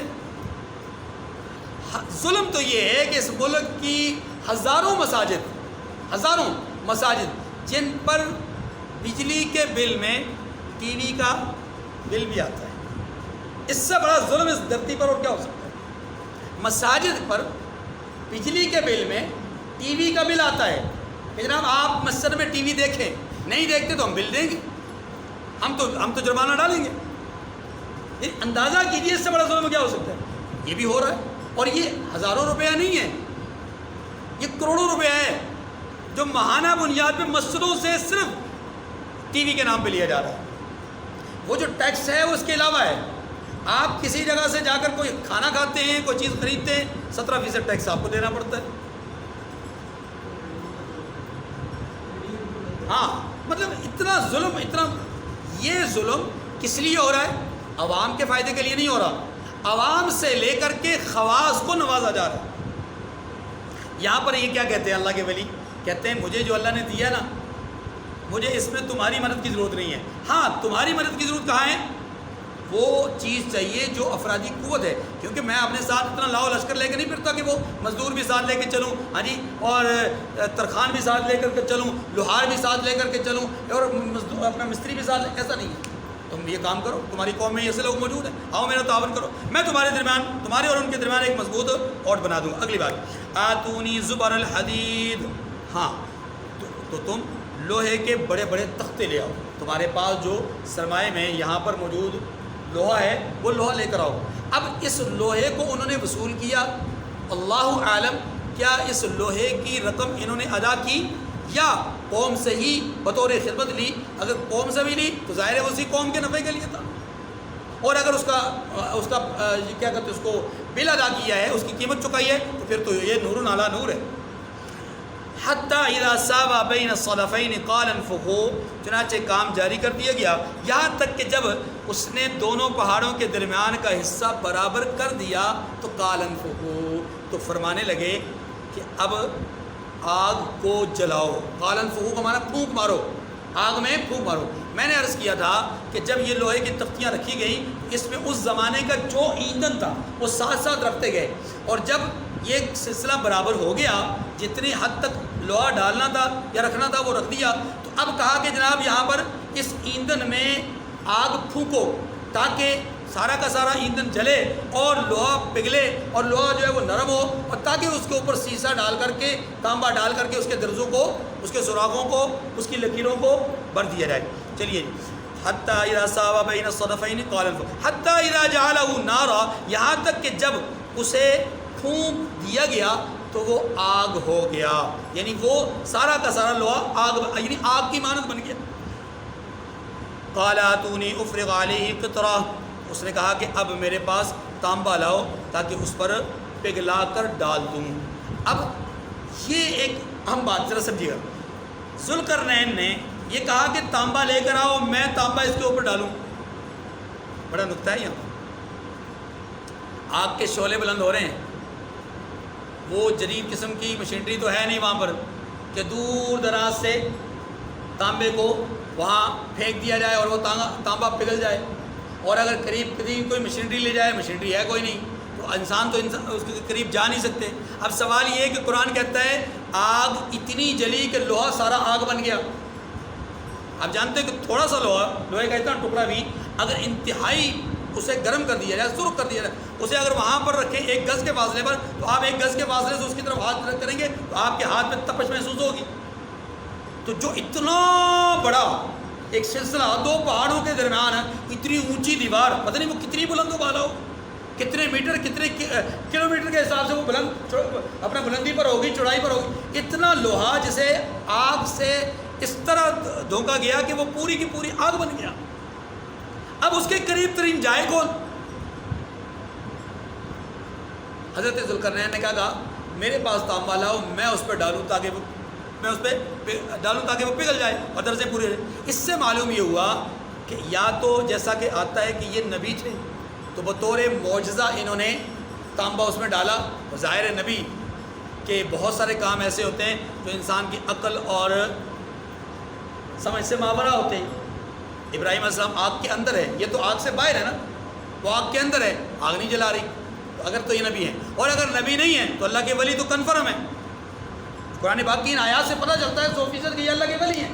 اور اللہ کا ولی بعض اوقات دیکھیے نبی کے ہاتھ میں جو کام مافوق الاسباب صادر ہو اسے معجزہ کہتے ہیں، اور ولی کے ہاتھ میں جو اس طرح کا کام صادر ہو تو کیا کہتے ہیں؟ کرامت کہتے ہیں. تو کرامتاً انہوں نے ایسا کیا. کرامتاً کرامت اولیاء حق ہے. کرامت اولیاء کیا ہے؟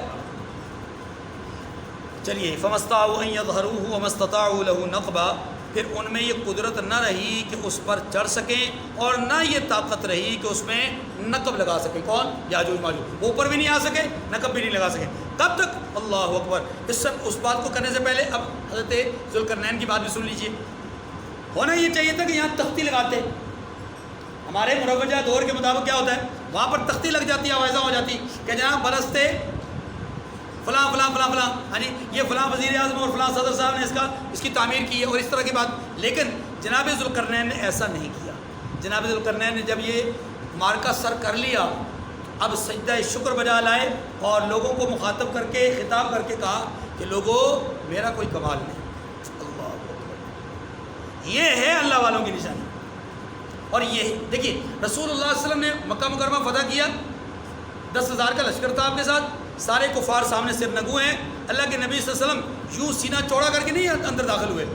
آپ حدیث میں آتا ہے آپ خانہ اپنا مکہ مکرمہ میں داخل ہو رہے تھے، آپ کی حالت یہ تھی کہ آپ کے وجود مبارک کا اوپر والا حصہ یوں نیچے کو جھکا ہوا تھا، گویا آپ زمین کی طرف جا رہے ہیں. یہ عاجزی اور انکساری کی نشانی تھی. آپ عاجزی کے ساتھ داخل ہوئے، اور جب آپ خانہ کعبہ کے دروازے پہ کھڑے ہوئے یوں کر کے اس کے کیوار کو پکڑ کر کے، تو تب بھی آپ عاجزی کے ساتھ کھڑے تھے. اور پھر آپ نے فرمایا لا تثریب علیکم، لمبی جوڑی بات بار. تو یہاں پر بھی جناب ذوالقرنین کیا کہتے ہیں؟ قال ھذا رحمت من ربی، کہنے لگے کہ یہ میرے پروردگار کی مہربانی ہے، میرا کمال نہیں. ھذا من فضل ربی، آصف بن برخیہ نے اس وقت کہا جب سلیمان علیہ السلام کے لیے وہ تخت بلقیس لے کر آ گئے تو کیا کہنے لگے کہ یہ اللہ کا فضل ہے، میرا کمال نہیں. یاد رکھیے ہر اچھے کام کو کرنے کے بعد ہمیں اللہ کا شکر ادا کرنا چاہیے اور اس کی نسبت اللہ کی طرف کرنی چاہیے کہ اللہ تیرا کمال ہے، تیرا فضل ہے، تیری عطا ہے، تیری رحمت، تیری بخشش ہے، ورنہ میں تو اس قابل نہ تھا، ورنہ میں تو. چلیے فَإِذَا جَاءَ وَعْدُ رَبِّي جَعَلَهُ دَكَّا، تو کہنے لگے کہ جب میرے پروردگار کا وعدہ آ پہنچے گا اس کو ہموار کر دے گا، توڑ ڈالے گا. ہاں جی اس کو ٹکڑے ٹکڑے کر دے. کس کو؟ اس دیوار کو. جب تک اللہ کی منشا ہے یہ دیوار رہے گی، اور جب اللہ کا حکم آئے گا توڑنے کا ٹوٹ جائے گی. وَكَانَ وَعْدُ رَبِّي حَقًّا، اور میرے پروردگار کا وعدہ سچا ہے. یہ وعدہ کون؟ اس وعدے سے مراد کون سا ہے؟ قیامت. اس وعدے سے مراد کیا ہے؟